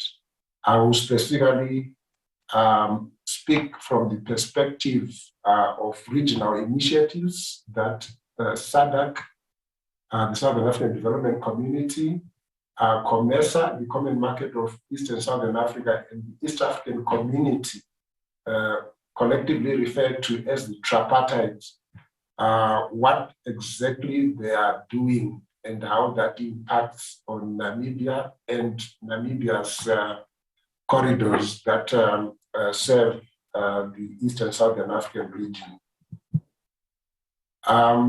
My presentation will cover the reason why we need smart corridors, the objectives of smart corridors, what needs to be done to implement smart corridors, and it will answer the question, so what has the tripartite of SADC, COMESA, and EAC done to develop and implement smart corridors? Definitions. SMART acronym refers to safety, mobility, automated real-time traffic management. What are we trying to solve? The problem statement of cross-border trade and transport in the region has been analyzed and presented, and some of the earlier speakers made reference to the inefficiencies of our ports, the congestions experienced at our border posts, the challenges of our way bridges, and the multiple documents that traders, drivers, and operators are required to present to multiple border agencies, resulting in the slow movement of cargo, trucks, and drivers, and also the absence of origin-destination real-time track monitoring systems are part of the problem that we are trying to resolve through smart corridor interventions. So I present the bottlenecks that are faced at the various key points along the regional transportation corridors. Studies indicate that the highest costs and delays are caused at the ports, followed by delays at border posts, and also other delays at the various checkpoints along a regional corridor. The reason being that we've got a multiplicity of unharmonized licensing and regulatory requirements, and a multiplicity of government agencies who require to validate, verify, and check the validity of these multiple documents. The graphic presents the typical documentation and requirements that a driver, an operator, a trader is required to present at a typical border post. We've got port health requirements, we've got immigration requirements, and the multiplicity of customs requirements, including duties, taxes, certificates of origins, transit guarantees, cargo manifests, and other trade documents. Then along the road, there are road user charges, including tolls that are demanded, some official and some unofficial. And we also have police and traffic law enforcement agents also enforcing various laws and regulations. Under transport regulations, of course, we need a valid driver's license or professional driver's permit, operator cross-border authorization or so-called permits, vehicle certificates of fitness, and vehicle load certification in terms of weigh certificates. Then there's also the requirement for third-party motor vehicle insurance. Part of the challenge is in most cases, all of these systems are not harmonized and they are still largely paper-based. This is the reason why we need to automate and digitize and simplify the process. I'm glad that Richard in his presentation gave us an illustration that this can be done and it has been done. And I'll try to illustrate how we are doing it collectively across 25 member states in SADC, COMESA, and EAC. So what we did in 2016, we conducted a baseline survey where we basically looked at all the laws, regulations, standards, institutions, procedures in the 25 member states, and we assessed and evaluated the alignment or compliance of these various instruments to what the tripartite has agreed to be the harmonized cross-border road trade and transport facilitation regime. We weighted and we scored points. 100% means you are totally aligned. That is, your laws, regulations, standards, and systems conform and comply with the regional standards and systems. The highest score was achieved by Malawi, and we are happy to report that Namibia came second with a score of 72%, indicating that Namibia has got a small gap to address in order to become fully compliant. I'm also happy to say that we have received the assurance of the political leadership in Namibia that when we update this baseline score, since we have been implementing this project from 2017, the next update, which will come up in next year, Namibia leadership has promised us that they want to be number one, and we are quite confident that with the drive and vision that they have, this is possible. The details of the Namibian score in this breakdown are reflected in the slide that I'm sharing. The weakest areas in Namibia in terms of alignment and compliance with the tripartite standards is with respect to the operator registration and the system for operators to be registered. And also there's some weaknesses that we identified in law enforcement. And we're looking both, as I said, at the laws, the regulations, systems, and standards, and the capacity of personnel to implement the regulations, standards, and systems. So what are the objectives of smart corridors? The first one is to provide real-time information on corridor traffic movements to stakeholders to enable them to manage the necessary processes effectively. Again, I I'm glad that Ed came before me and illustrated how this is being done on the Maputo corridor. Secondly, to enhance corridor efficiency through trade and transport facilitation so that we reduce time and costs of moving along our corridors. We also need to increase safety and the security of transport services. Sadly, in our region, we are seeing growing incidences where cross-border trucks and their cargo and vehicles are being targeted. Smart corridor interventions would, for example, issue alerts and information to drivers and operators on which spots and places to avoid, especially in cases where there's civil disturbances in a particular town or locality. We also need to ease the opening up of landlocked countries. SADC, COMESA, and EAC have got 14 countries that are landlocked and are dependent on their coastal neighbors to engage in international trade. And smart corridor interventions can assist in this regard. We also need to enhance our regional and international competitiveness so that our goods fetch higher value on international markets, and smart corridor interventions can address this.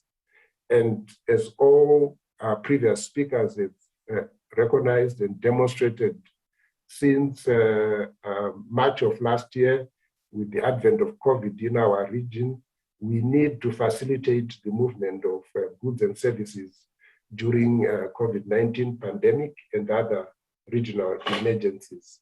And we will demonstrate how smart corridors interventions can assist in this regard.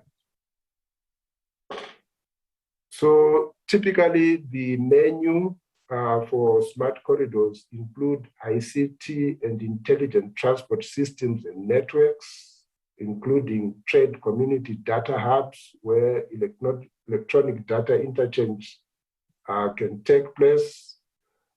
We need to automate and digitize the various documents such as transit security bond guarantees that are required by our customs.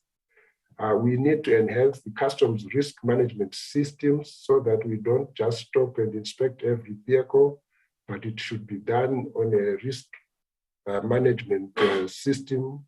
We need to interface our weigh bridges and our scanners and mutually recognize that when a vehicle has been weighed in Botswana and is going to Namibia, we can mutually recognize and transfer and share the weighing results of a weigh bridge in one country with the next country. We also need to ensure that we digitize the cross-border motor vehicle insurance that the vehicle and driver are required to carry and present. There's a need to implement a number of WTO trade facilitation tools, such as the single window, simplification and harmonization of documentation. As SADC, COMESA, and EAC, we have developed two principal agreements, one on vehicle load management and the second one on the multilateral cross-border transport agreement. The objective is that we should move away from bilateral regulation of trade and transport to a multilateral framework, because a bilateral framework is blind to the interest of third parties, whereas in a multilateral framework, we have harmonized all the systems and laws of all the countries where our vehicles and trucks cross. There's also a need under smart corridors to implement quality regional transport infrastructure with smart technology that assists in road safety, but also in the tracking and monitoring of vehicles. So what has the region done collectively? We have got regional protocols and treaties and master plans that we use as guides. And again, Richard made reference to the Namibian strategy on transport and logistics. These provide the vision and the broad framework and the blueprint of what we want to achieve and where we want to go. We then need to have legal instruments. Unless it is in the law, it becomes very difficult to enforce. So in this regard, we have developed those two principal agreements that I've referred to earlier, the VLMA and the MCBRTA. These regional agreements, which are soon to be signed by the member states across East and Southern Africa, will need to be domesticated so that they become part of the national law. To assist member states in that regard, we have developed model laws and regulations. And in addition, where a subset of member states are collaborating on a given corridor, like the Walvis Bay, Ndola, Lubumbashi, we sign corridor MOUs. So this become the legal frameworks and instruments that we use to implement and to guide us when we develop and implement smart corridor interventions. Then more importantly, the new road transport regulatory regime that we are advocating and implementing is moving away from the quantity regulation of transport, cross-border transport, through issuance of permits, to a quality-based transportation management system. Quality in the sense of ensuring that the training of the driver, the issuance of the licenses, the examination of vehicles, the certification of such vehicles are all based on measurable quality requirements, which are aligned to both international standards, where these are relevant, or to our own developed and adopted African standards. So in this regard, we've developed a multitude of standards that assist us to implement smart corridor interventions. Then more importantly, systems. And this is where COVID-19 has given us an advantage to accelerate the development, adoption, and implementation of systems that are both regional and relevant to promoting smart corridor interventions. So we have developed National Transport Information System. Namibia has got NATIS, which is to a high degree in conformity with the regional specifications. We are developing a tripartite corridor trip monitoring system. I'll come back to the details of what it does. And we are also interlinking our way bridges across our corridors through the vehicle load management information system. And finally, we also need institutions in the form of regulatory entities, such as the Road Authority in Namibia, to implement these smart technology interventions. So in terms of systems, coming to the details, these are defined under the two principal agreements, the VLMA and the MCBRTA. Under the VLMA, we developed the Vehicle Load Management Information System to manage and to allow for the mutual recognition of weighbridge certificates between and among member states. And this also minimizes and reduces the time that vehicles have to spend getting weighed, sometimes within a few kilometers across borders. So if there's mutual recognition, we can get rid of some of the weigh stations that we have created, and perhaps locate them in more strategic location. And in this regard, we have developed a regional weighbridge location plan that identifies the optimum number and location of weighbridges. Then to regulate drivers, vehicles, and their loads, there are these various systems that we are showing there. and to share information and data between and among agencies and member states, we have developed the corridor trip monitoring system. I'll come back to this in more detail. So the National Transport Information System, which the member states have adopted, seeks to share information and integrate across member states information on driver registration and licenses, on operator registrations and their permits that they have to conduct cross-border trade. And also, we, for the first time, will be able to record transgressions that a foreign vehicle commits in other member states so that appropriate action, such as points demerit systems, can be applied in the home country. So with smart technology, you can no longer escape from the traffic offenses that you commit across the borders. Under the Vehicle Load Management Information System, we are integrating weigh bridges and ensuring, as I said, more efficient ways of management of exo load limits and identification of offenders who overload their vehicles. This will be done through the mutual recognition of weigh bridge certificates by member states. Then to allow and facilitate member states to share information, we have developed TRIPS, the Transport Registers Information Platform Systems. It allows member states to interface and share data and information across and between and among their national transport information systems. We have agreed on standard hardware and software systems specifications so that as member states develop and build their national transport information system, they become interoperable and can be interfaced. The TRIPS system is to be hosted in 2 strategic locations, one on the western coast of Africa linked to the undersea cables coming from the west, and the second one on the east coast.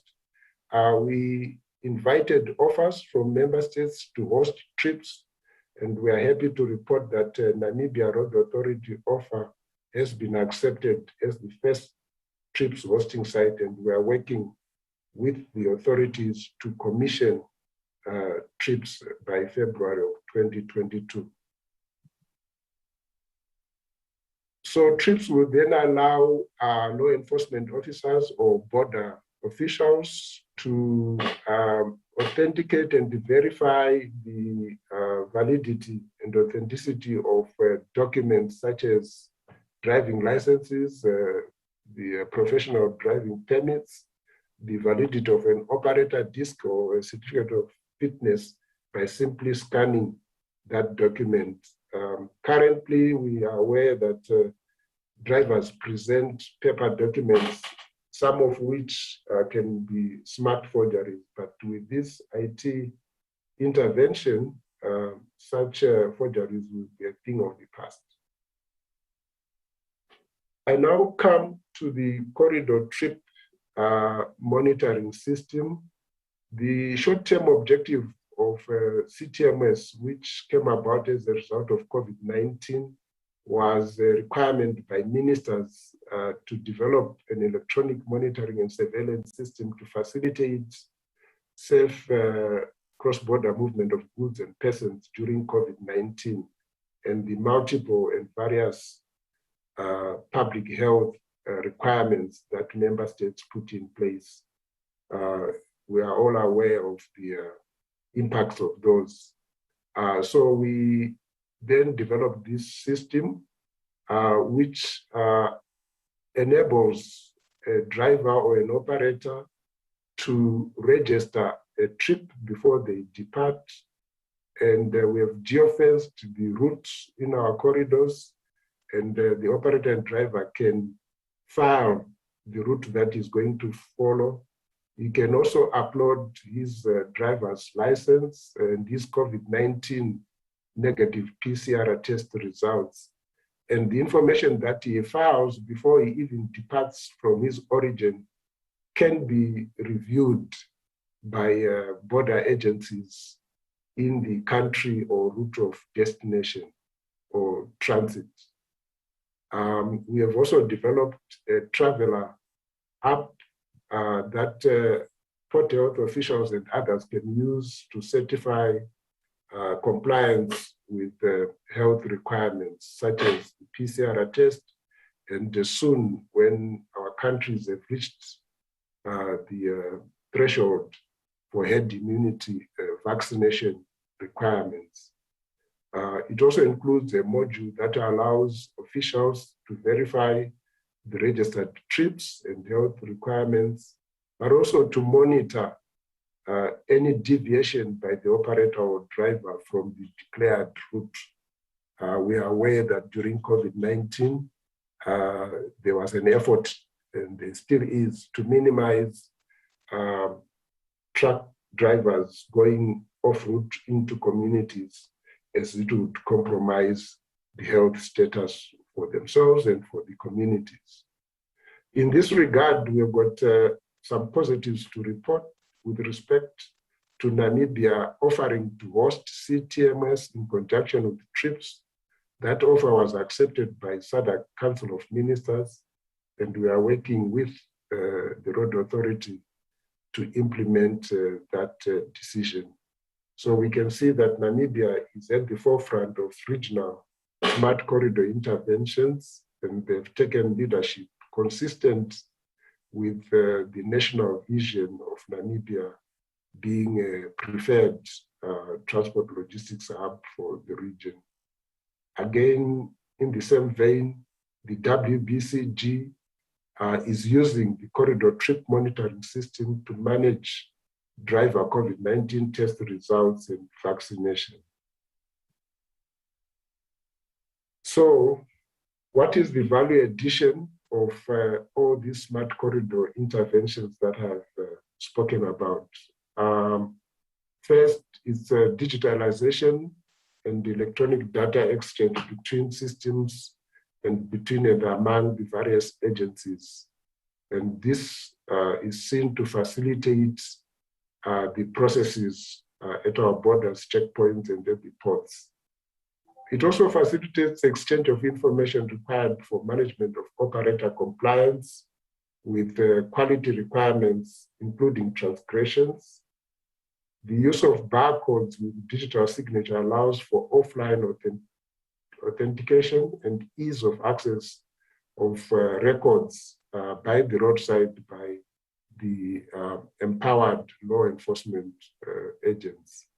This shines light on forged and fake licenses and permits and other regulatory documents.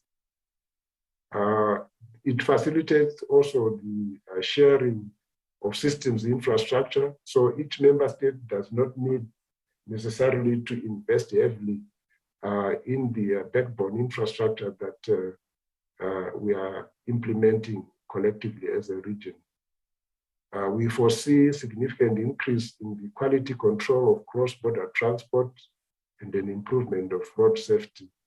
This should also result in considerable cost savings by the development of standard systems, which could be implemented by all member states. It can also be used to manage local and domestic operators, such as movements from mine to ports, or movement between districts or provinces. So we have started deployment of CTMS, as the map there illustrates. We have already installed it at Wenela, Katima Mulilo border posts, and also at Ngoma between Namibia and Botswana. We have a team currently working its way up from Adamsville and Nodwell border posts. They will soon be going to the port of Walvis Bay, Oshikango, and Boitupos border posts to complete CTMS deployment in Namibia. We are covering all regional corridors as is depicted, and we are also working our way up in East Africa all the way to Egypt. This is the end of my presentation, and we want to acknowledge our partners, being the 3 regional economic communities of SADC, COMESA, and EAC, and the 25 beneficiary member states participating in these projects. We acknowledge the support given by the European Union in funding the project, and also the German Development Cooperation through GIZ. We still are looking for more partners to ensure that the tripartite road transport agreements and smart corridor interventions are implemented by all beneficiary member states. I thank you, Chair. This is the end of my presentation. Thank you, Mr. Lovemore, for the very informative presentation. You know, coming from the port sector, I couldn't help but really be encapsulated by your presentation. And really going through your presentation, I've also really taken note in terms of the progress made to smart our corridors. Because anything, anybody wishing to do business or trade via the corridors, particularly Namibian corridors within to landlocked countries and so, these are really the systems, the frameworks, the instruments and the standard, as well as the institutions that really need to be in place. And one cannot have a fragmented approach to these things, you know. It needs to be collaborated. We need to operate in unison. We need to make sure that we have a system that works, but also speaks to what our regional, you know, partners are doing. I'm also quite taken by one of the slides that you held up there, that the member states are all doing any and everything to make sure that they smart their corridors. So it's so important that Namibians listening to you speak and every other speaker prior to you, that it is important that we upgrade. It's important that we embrace the technologies that are available to make us very competitive, because if we don't, Angola is doing it, South Africa is doing it, Malawi is doing it, but also I take pride in the fact that, you know, in terms of the implementations of the trade facilitation frameworks put in place, that second to Malawi, we're not doing so bad after all.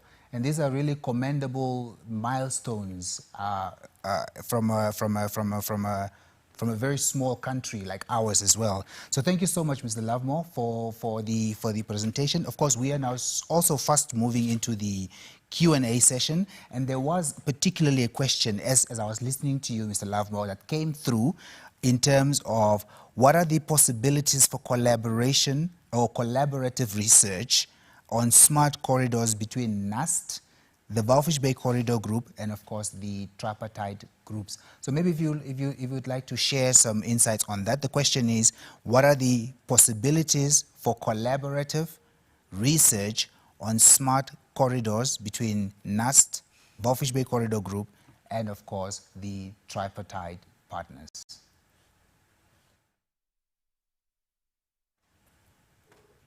Thank you, Chair. The answer is in the positive. We would welcome collaboration not only with NAST, but with any other institution that is conducting research in transport and logistics. As a matter of fact, the corridor trip monitoring system is in its current pilot phase. We are going to produce a report on the performance of that pilot, and we will be subjecting that report to validation by technical experts from member states of the 25 beneficiary countries. And we would want to include institutions such as NAST into those discussions. In addition, there are a number of other topics and issues and I like what Richard was referring to, that we can do our own local designs, local solutions. And it is only through such partnerships that we can achieve that. So after this intervention in the webinar, I want us to follow through and see how best we can collaborate. Thank you. That's a very good positive, Mr. Lovemore, because I'm not sure if you were part of the initial discussions where we had, where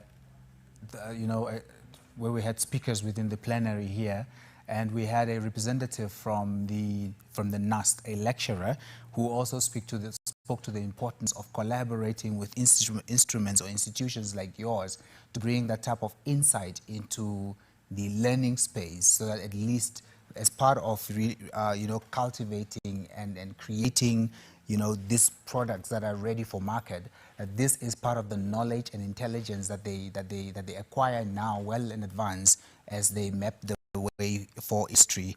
I know Dr. Salvage, Dr. Gibson, I am not sure if Madam Greta is still with us. Ed, I trust and hope that you're also with us, as well as all other speakers, because there are some questions that also filtered through, one particularly for Greta, that says, as most women are not aware of women empowerment within the logistics fraternity, how do we participate or take part? Does it have an age limit? Greta, that one is posed to you. And I'd like to believe this comes from a fellow woman. It certainly does sound that way. Certainly there's no age limit. Someone who wants to start a business or become involved in a career in logistics and transport, there's no age limit as to when you can start. Yeah, and there's lots of opportunities. There's quite a few initiatives where entrepreneurs are being supported to start new businesses. And certainly, I mean, it can be quite an extensive conversation, which I'm happy to have in more detail at some other point. I think really touching on that, and maybe to build on what you've said, I particularly want to make reference also to the organization that I work for, the Namibian Ports Authority, where we've also embarked on a program that also speaks to the age, the question on age restrictions. And so to catch young Namibians, particularly girls, during their early academic careers, and start developing them within the maritime space. Of course, we don't have institutions within Namibia that can capacitate them, but of course they get sent down to South Africa through scholarships programs and so, and they of course already cultivate that acumen to become positive contributors within the maritime space. And I think it's a very valid question that yes, apart from waiting until you get to tertiary level to already inculcate the appetite for maritime or for transport logistics already at grassroots level, at primary level, secondary level, and so forth. So yeah, I think this is a discussion, like you've said, that can be explored further as we go.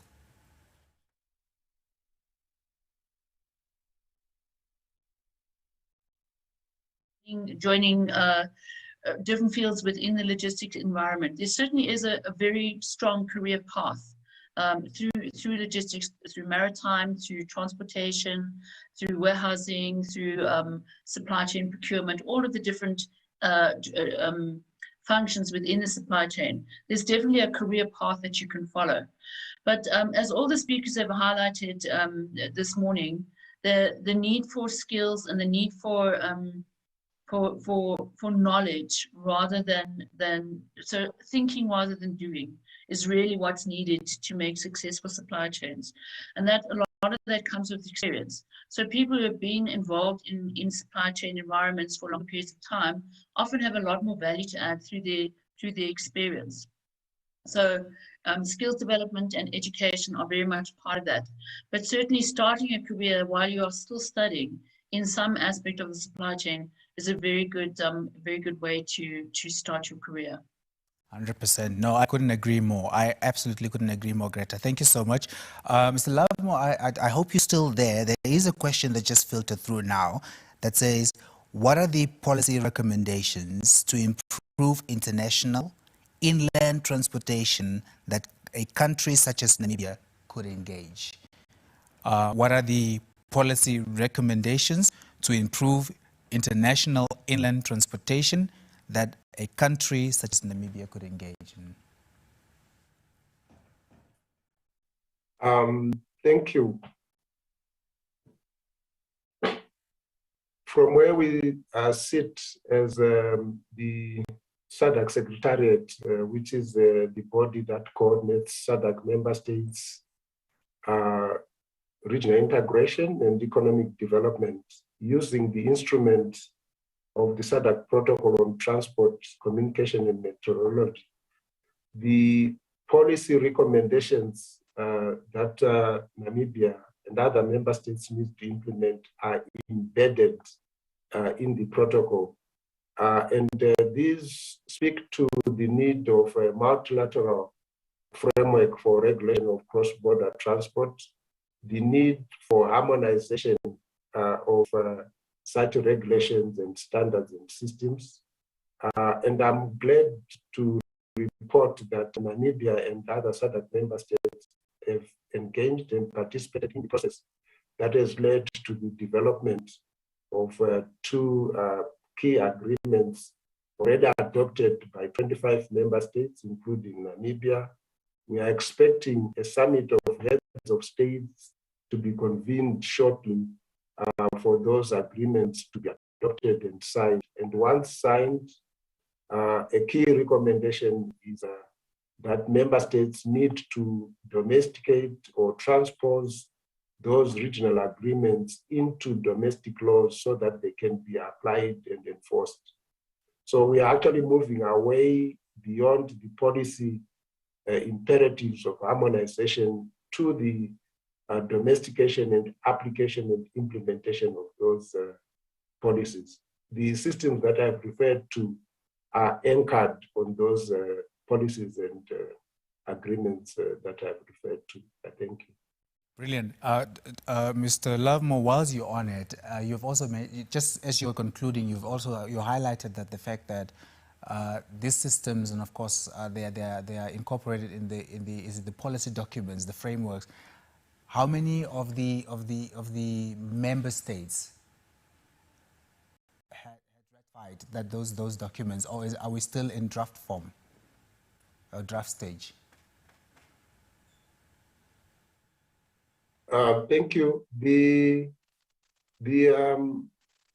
Vehicle Load Management Agreement and the Multilateral Cross-Border Road Transport Agreement was adopted by 25 member states in SADC, COMESA, and EAC, including Namibia. And some of the member states are not even waiting for the signing of those agreements before implementation. We have plus or minus 12 member states who are already advanced in implementing the policy recommendations arising from those agreements, including Namibia. For example, the hosting of TRIPS and CTMS by Namibia, the deployment of CTMS, the recent revisions to various laws relating to vehicle load management in Namibia are all consistent with the goals and objectives and policy imperatives in those agreements. So we are already in the implementation phase. The vision is that by 2023, when our project closes, at least 50% of the 25 beneficiary member states would have substantively implemented a lot of the measures. And we see that it is feasible if you see the baseline scores of 2016, and note that a lot of work has already been implemented in the intervening period between 2016 and today. We are on our way towards harmonized smart corridors in our region. Thank you. Thank you so much, Mr. Lovemore. Of course, there was a question also that came through for my two doctors, both Dr. Savage and Gibson. Either one of you can really take this. The question was posed saying, will technology help maritime transportation to navigate through this crisis? And what are the key factors developing countries can take to assure political will and policy alignment? Dr. Salvage or Dr. Gibson, the question to you is, will technology help maritime transportation to navigate through this crisis? And what are the key factors developing countries can take to ensure political will and policy alignment? Over to you. That's a great question. And perhaps I can answer the first bit and ask my colleague Chris to answer the second bit around political alignments. Will technology help maritime transport navigate through this crisis? Fascinating sector. As soon as I heard that question, I'm thinking of blockchain, a great technology solution that nobody can really explain easily, simply in one paragraph, but has a solution somewhere that's waiting to fix. But critically, the issues we have in our maritime transport at the moment and over the last 2 years have been about where the product is, where the containers are, where the ships are, and those maritime huge businesses, conglomerates, have spent this year trying to pull their networks back together again. And we've seen significant price rises as a result. So will technology help them to sort their networks out? Technology is certainly helping with the location and the status of containers on ships. If anybody's spent any time on these big container ships, they are streaming data all of the time, and you can see where your product is now. Often as not, though, over the last year, it's queuing to get a container, queuing to fill the container. That's at port, waiting dockside, eventually getting on a ship that then slow steams and cools in at many other locations on the way through to get to its destination. So I think technology is the visibility side of that, and it allows us to look at other options. So in China or Europe, the other options are rail. So if visibility we're getting on ocean freight means those options aren't working, we can move to rail, or even road shipments now. There's organisations offering road shipments between China and Europe, which we stopped years ago, and there's demand coming back there. So I think technology will help. The ocean freight forwarding industry is still unbalanced, and that unbalancing started when COVID locked down markets and we had ships caught out fully loaded, unable to release their loads. So yeah, it will definitely help with visibility. If the question is focused on blockchain, I always have the question what that technology solves. Over to you, Chris, for the political aspect of that. Yes, Chris, the question there for you is then, what are the key factors developing countries can take to ensure political will and policy alignment? Thank you, Richard. That's just very kind of you to drop me in it. I'm not a politician. However, I think possibly the key issue is to do with, oddly enough, to do with education. You have lots of associations like PAMESA that endeavour to align things within the African continent and indeed throughout the world in terms of technology and agreements. But you can have all the agreements in the world, if nobody listens to them, it doesn't matter. And one of the problems that we have, I think, in our industry is that we're not necessarily understood by politicians. So we have to educate the populace at large and the ministers and so forth to understand what we're all about, so that they can communicate with one another. We have seen in this country, oddly enough, during the crisis, a lot more emphasis on logistics. People who didn't know the word on the strapline on a truck suddenly realized they weren't getting things, and so they began to get interested. This may be an opportunity to make people aware of what we do, and in particular to make our politicians and our ministers and so forth aware of the need and to cooperate. But how you take that to an international stage, I do not really know. Obviously, there's World Trade Organizations and so forth, but it is a very difficult one, and I think it's really one for the politicians, not for me, except to say this is an opportunity that we can try to educate people and make them understand the importance of logistics and supply chain nationally and internationally. Thank you so much, Doc. Question from me. Something that you said earlier on about education, and indeed the other gentleman, it is very important that people working from the bottom up are fluent in their English and their maths, and are able to read and write. Unfortunately, English is not your first language in Namibia, but it is the one you chose as a state language. So I guess you're stuck with it, and it is the international language.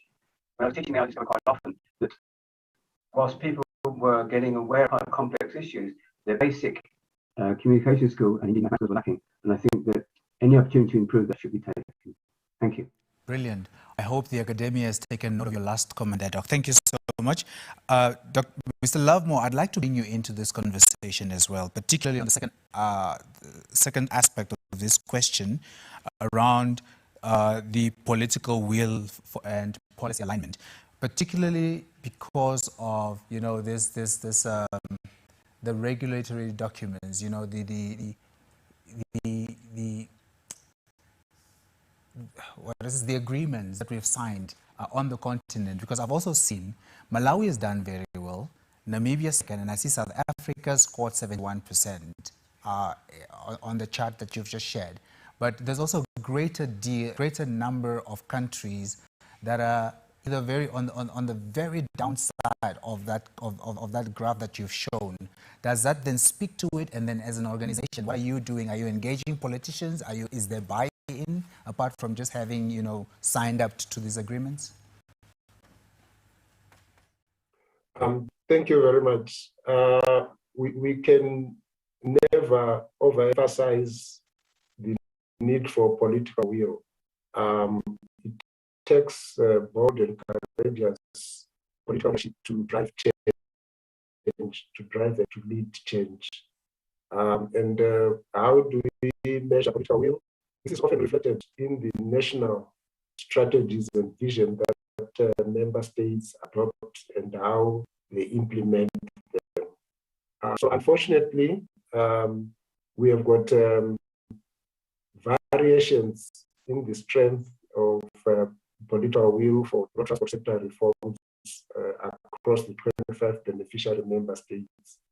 And as you rightly point out, this translates into the baseline scores that are shared.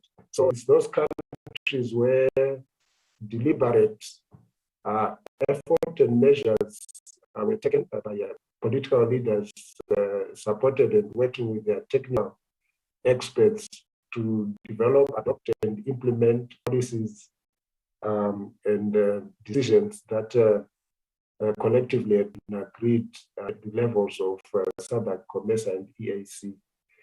So what we do, we must continue with communication and awareness training, demonstrating the cost benefits of reform versus not doing any reforms. And in particular, on our project, we developed a model that can demonstrate the benefits that a member state can derive if they carry out the raft of road transport sector reforms that we are proposing in terms of institutions, in terms of laws, regulations, and more importantly, implementing the systems that will automate and digitize road transport regulation and management.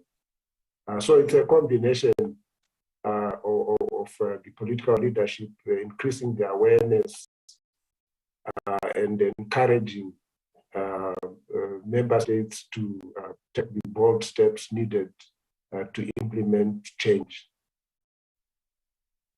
Right. Thank you so much, Mr. Lovemore. Well, I suppose it's an issue of, you know, Rome has never been one day, but of course it took one day to build Rome. So these are baby steps, and I'm sure, you know, through the various interventions that you have in place, that we will get the buy-in from our political leadership. There's been a question, and I was tempted to ask this question to Ed. I'm not sure whether he's still around. If he is not, Mr. Lovemore, and of course my two doctors, and may also, Greta, to just, share some light on this, because the question says, with issues around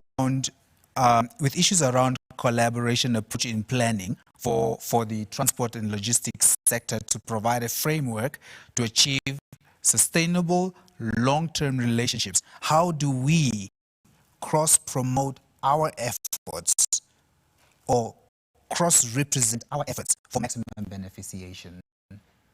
I don't know whether Ed is around, but if Ed is not, of course, Mr. Lovemore, my doctors, or Greta to take the stage.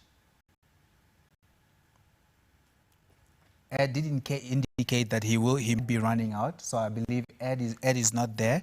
Let me take this to Dr. Savage first. Dr. Savage, if you may come in on this one. Ms. Lovemore, I'd also like to just hear your view on it, as well as Greta, simply because, Greta, you are more in the capacitating, capacity building space. The issue is on the issue around a collaborated approach in planning to the transport and logistics sector to provide a framework to achieve sustainable long-term relationships. So how do we create or how do we cross-promote our efforts or cross-represent for maximum beneficiation? That's sort of a how long is a bit of a street question, isn't it? I think that it is a worthy effort. One of the problems I'm having in answering this question is, who are we in this context? Is that we as in logisticians generally, or is that we as in the Namibian logistics industry, or what? Can you describe what do they mean? Well, in this case, I would like to believe it is the entire logistics industry, and I probably from a perspective of, yes, it's true, we're all moving towards an integrated approach to doing things, but in doing so, there are quite a lot of fragmented approaches to,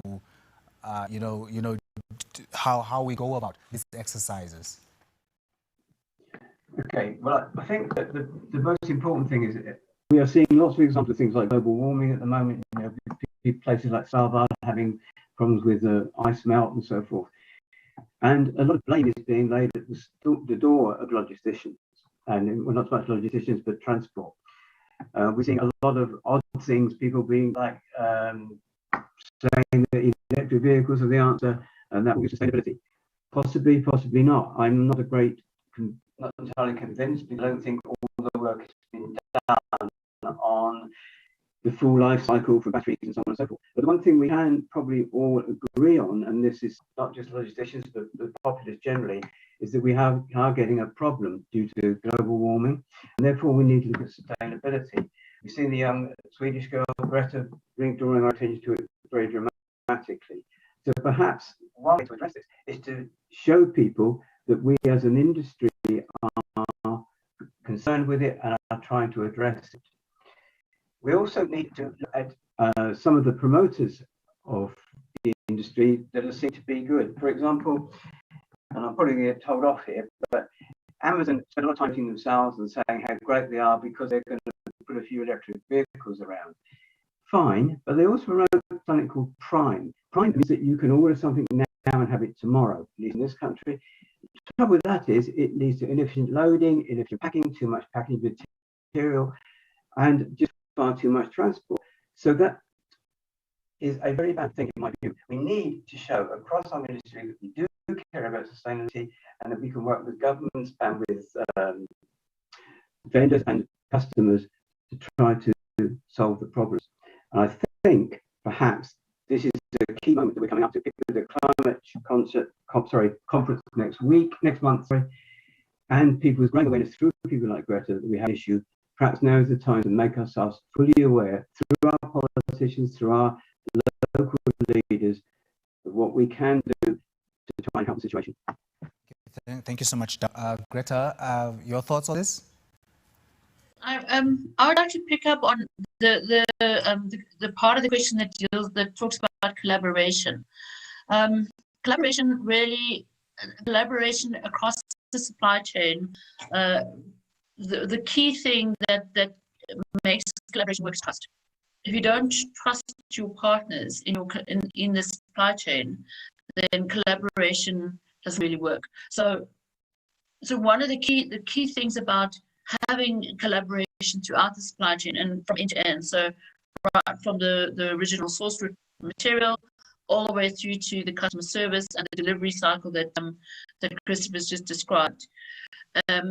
There has to be some element of trust, and really, what does that mean?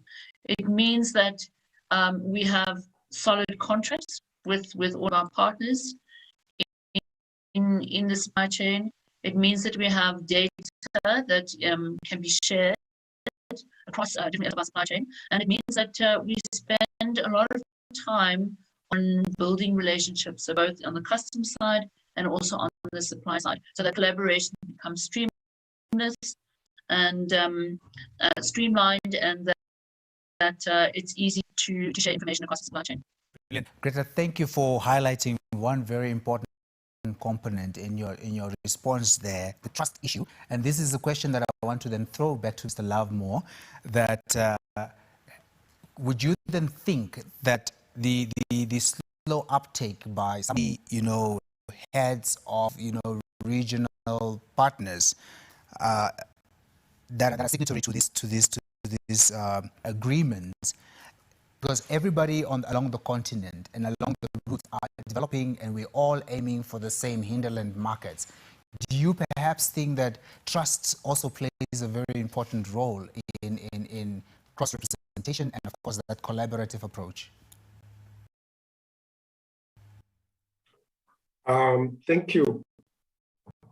If I assume that the we is Namibia collectively, public and private sector, and how does Namibia promote its interests, and how does the person of trust then comes in?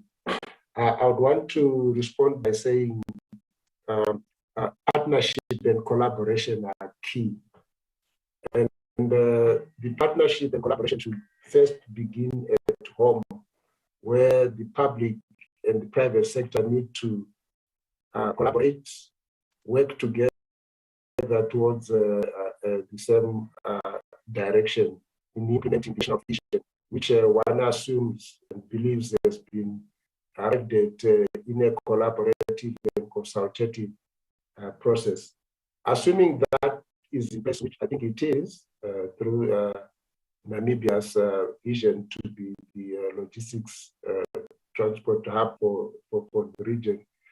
You then say, how do we promote these interests in the regional context? We have platforms set up by SADC, COMESA, and EAC. The three RECs are working together because there's an overlap of membership in those RECs, and you want to ensure that everyone is agreeing to work towards the same direction and around the same set of standards and policies. So trust comes in again dimensions through participating in regional meetings, regional activities, such as the development of the SADC regional infrastructure development master plan, which is then interlinked to your national strategy and master plans. You then also can create and promote trust by being a champion or a leader of those interventions and measures that you are implementing.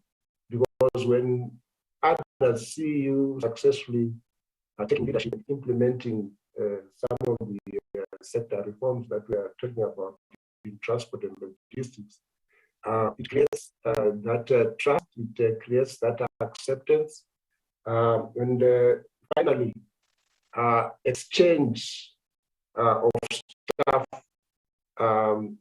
for study visits, for joint and common training. Earlier, you were making reference to training. It's only when our citizens, in their roles as students, in their role as business people, in their roles as technocrats, interact on the regional global markets and platforms, that we begin to understand each other, we begin to drop the fears that we have, and more collaboration and greater trust is then directed towards achievement of common goals that have mutual benefits to all citizens, to all nations in our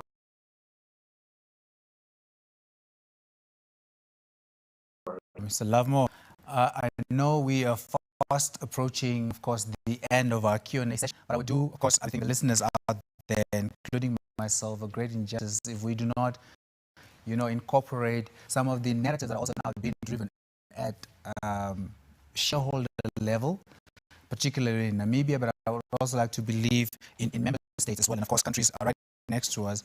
The UNDP mandate on the blue economy, the green economy, and how all of this ties into smarting our nations, making ourselves more competitive.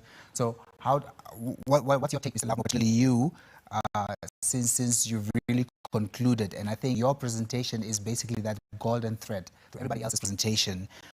What are you driving these conversations also at policy level within the member states?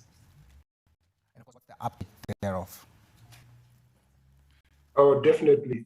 There's a lot of consultations at member state level and in groups or subsets of member states that share corridors such as the Trans-Kalahari, Walvis-Bendola, Lubumbashi, and it's all geared. We even now, beyond Southern COMESA and BAC, we've got a much higher target, a bigger market under the African Continental Free Trade Agreement, where working together, we are bound to achieve more. We are bound to increase our GDP. We are bound to increase our trade with other African nations. So those conversations are taking place in the various hierarchy of institutions and structures that we have, such as SACU, SADC, corridor groupings, and then the continental platforms. Thank you. Brilliant. Well, thank you so much. I think I would really like to extend a big appreciation to our online panelists, Dr. Savage, Dr. Gibson, of course, speaking to us from the UK, and Madam Greta. Greta, I hope I've really impressed you. Please do call me for my resume. Thank you so much for the very insightful, comments you've made and input you've made, particularly with regards to issues around empowerment, opportunities that are also arising within this space. And I'd like to believe really it's not just targeted to women in particular, but that everybody needs to really upskill and make yourselves relevant and competitive for what the fourth industrial revolution has to offer. Of course, Ed spoke elaboratively on the fourth industrial revolution logistics, although he's not here. We wish to appreciate him also for the value that was added to this conversation. And of course, Mr. Lovemore, thank you so much for bringing in that continental approach to smarting our corridor interventions, but also the systems, instruments that you are busy putting in place, and the dialogues that you're having at very high level to ensure that, come 2023, that our visions are achieved, some of these targets are achieved, and of course the steps that we are taking in doing so. Having said that, we've come to the end of this very, very informative session, the fourth annual Logistics and Transport workshop. I wish to then switch over to Mr. Brighton Simasiku at the Namibia German Logistics Center for Logistics at NAST to do the vote of thanks as well as the concluding remarks. Brighton. Thank you so much, Cliff. It all felt like just like we walked here a few minutes ago. One could not believe that it's already going for 1 o'clock. to our viewers out there and to many of us in the studio, we really appreciate your presence out there and Cliff for your guidance right here. To everyone out there, please, without wasting much of your time, you have stayed with us for quite such a long time. It's indeed an honor for me to come to you both here and give the closing remarks at this event that we have all been waiting, and it just started and it has just ended. As the curtain closes now, let's reflect a little bit on few areas that we have embarked upon since morning. And before I come to that, allow me to roll a little bit beyond what has happened this morning. We pick up that the importance of logistics and transport. It has received global, and it has been very evident that many countries today have set up the goals to reflect this. This is understandable that, as we all know, that the logistics sector is essential for trade, industrialization, socio-economic, and also for regional integration. Now, this event, in its 18th year, has grown, and the partnerships have formed this industry event have even been extended not only in the region, in the country here in Namibia, but beyond the region and gone even internationally and globally. The various attendees from within this country and outside the country, with a blend of local and regional and international speakers, are indeed a testament to the in topics and the discussions that took place in the last 5 hours. We just came in and we could not even pick up that it was 5 hours. Therefore, together with all the partners, we should continue using this platform, and that will help us to spread the importance of logistics and transport and the need to educate and educate and educate. For this year's annual workshop in logistics and transport, the focus was on the drivers for COVID recovery. It is vital for Namibia to learn from other countries' experiences, take advantage of international assistance, and plan for recovery. Moving forward by learning and training and planning, and even innovation, can give Namibia's logistics and transport sector a brighter future that has the potential to bring growth country. Much more for now is now known on the after effects of COVID-19. The logistics and transport sector can now predict what will happen to logistics either globally or locally here in Namibia. Whatever happens, the global logistics industry must survive. Without it, the countries and indeed the world will not be able to operate. Those organizations that are flexible, as our speakers have been repeating from the first speaker or even from the panel that started up until the speaker, those which are flexible and are forward-looking, and at the same time they are very innovative, they have an opportunity to develop, diversify, and thrive in these harsh conditions.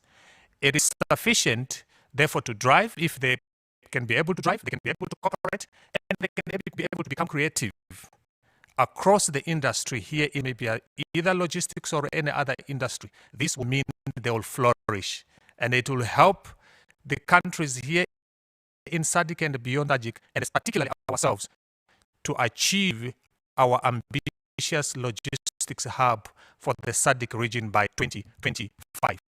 Our takeaway basket, away from today's valuable discussions, include amongst many others, but these we shall be sharing with you. But in a nutshell, we had a panel that discussed on procurement policy and planning. And we take away today, whereas we have an understanding that the process or the procurement exercise is giving local organizations opportunities to take stock on their procurement processes, which is purposed at continuous feedback. Furthermore, we got informed that industry and academia are bridging the gap in procurement by aligning the policy to actual needs and the trends within the procurement space. We also had a look on sustainable and resilient supply chains in disruptive times, especially on an international perspective. Briefly, we picked up that good logistics are essential for recovery. Therefore, a new mindset is required for organizations. Organizations have to be flexible. They have to accept new lead times, adopt new freight rates, collaborate and digitize to ensure that there's visibility. A very interesting, and I should admit that we had an opportunity to discuss issues on women empowerment of logistics. This, I should admit further, saying in our past 13 years, this topic was not coming out very strongly. But today, we can all testify, and we were informed that successful logistics is not about trucks and drivers only, and a good technology and good data, and the forward thinking. And while I'm on the issue of planning, I should emphasize that in our planning, the space of women should be created. Interesting stuff was given all of us, both here in the studio and our viewers out there, that about 76% of our mothers with children under the age of 10, and especially those who have got childcare at home, they were in a situation where they faced so much of a huge challenge during the time of COVID. It sounds like in the past, the challenge still continues, which is compared to 54% of our fathers. And sadly, this had nothing but to force 1 in 3 women to opt out of their employment. A very sad reality, which all of us poses a challenge and rethink of what is coming in the space of logistics as far as the future is concerned. We also had a very brief look on the 4th industrial revolution into logistics. And we came to take away today that live visibility of the logistics chain is essential for planning and management.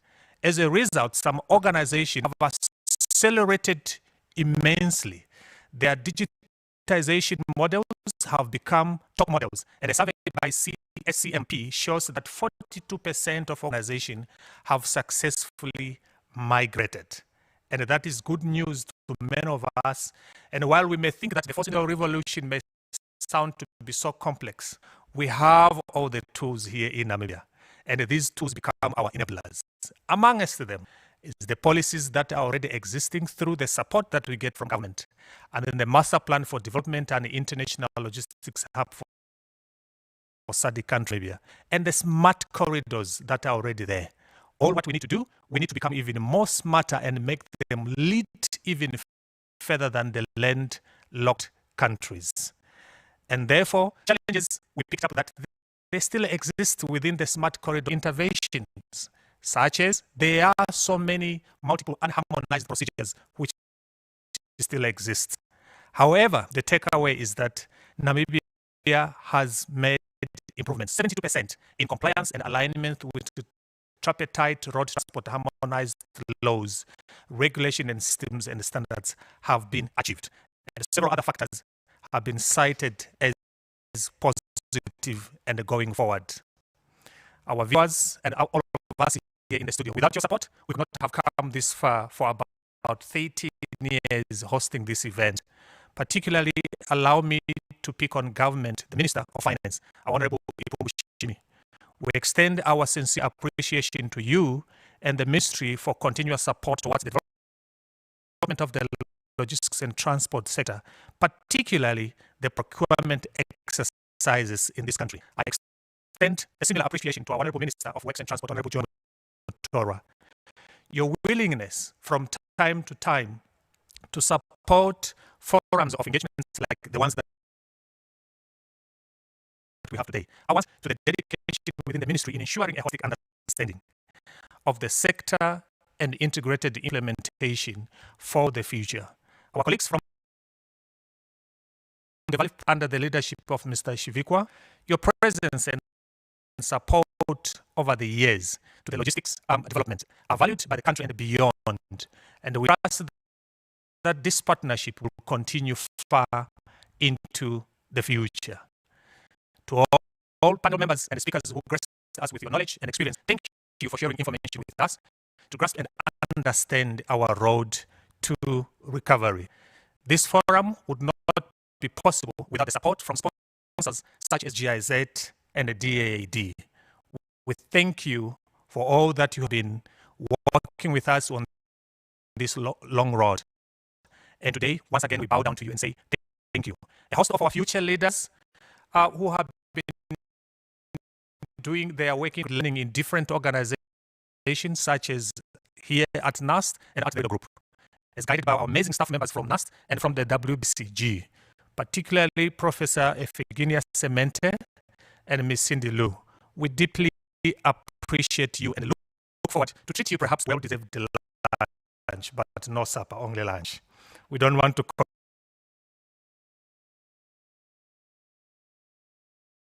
commit to too many things. The managers and production crew, once again, we have appreciated you several times, and here we are once again. You delivered way beyond our expectations. This is testimony to the new normal. You have grown from strength to strength and have redefined the virtual space. NAST Hotel School, thank you for feeding all members at the studio and even beyond the studio. Our executive security officers for premises where we find ourselves, our well-being was in your hands, and all our property in ourselves. We still find you and even breathe a thank you word even to your families at home. And our attendees, local and international, all on all our different platforms, receive our warm felt appreciation. It was our pleasure having you. The countdown, and allow me to announce, to the 14th annual workshop in logistics and transport starts now. And we look forward to seeing you in October 2022. Without the director of ceremony, who I will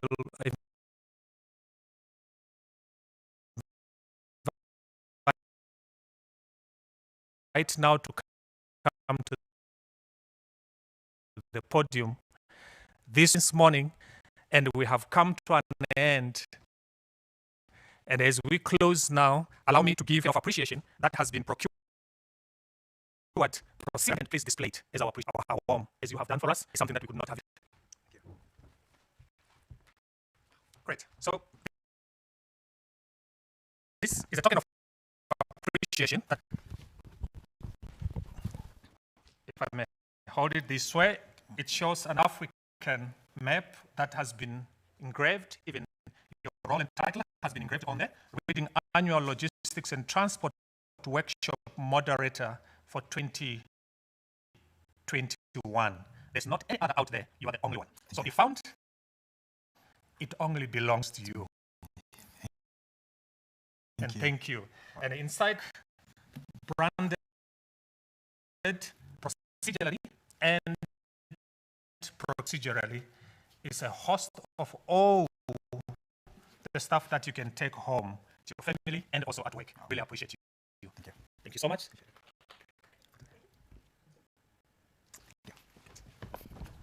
And having said all this to our viewers and everyone here in the studio, thank you, and we look forward to seeing you in 2020.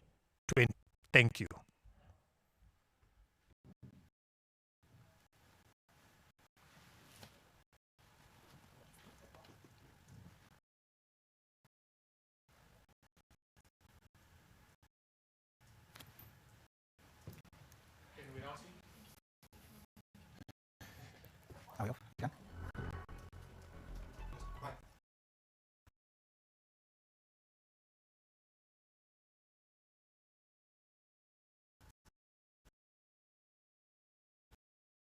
Oh, thank you so much, Mr. Bratton, for the vote of thanks, and of course you have literally summarized everything. From me, Cliff Chikwambi, your director of ceremony.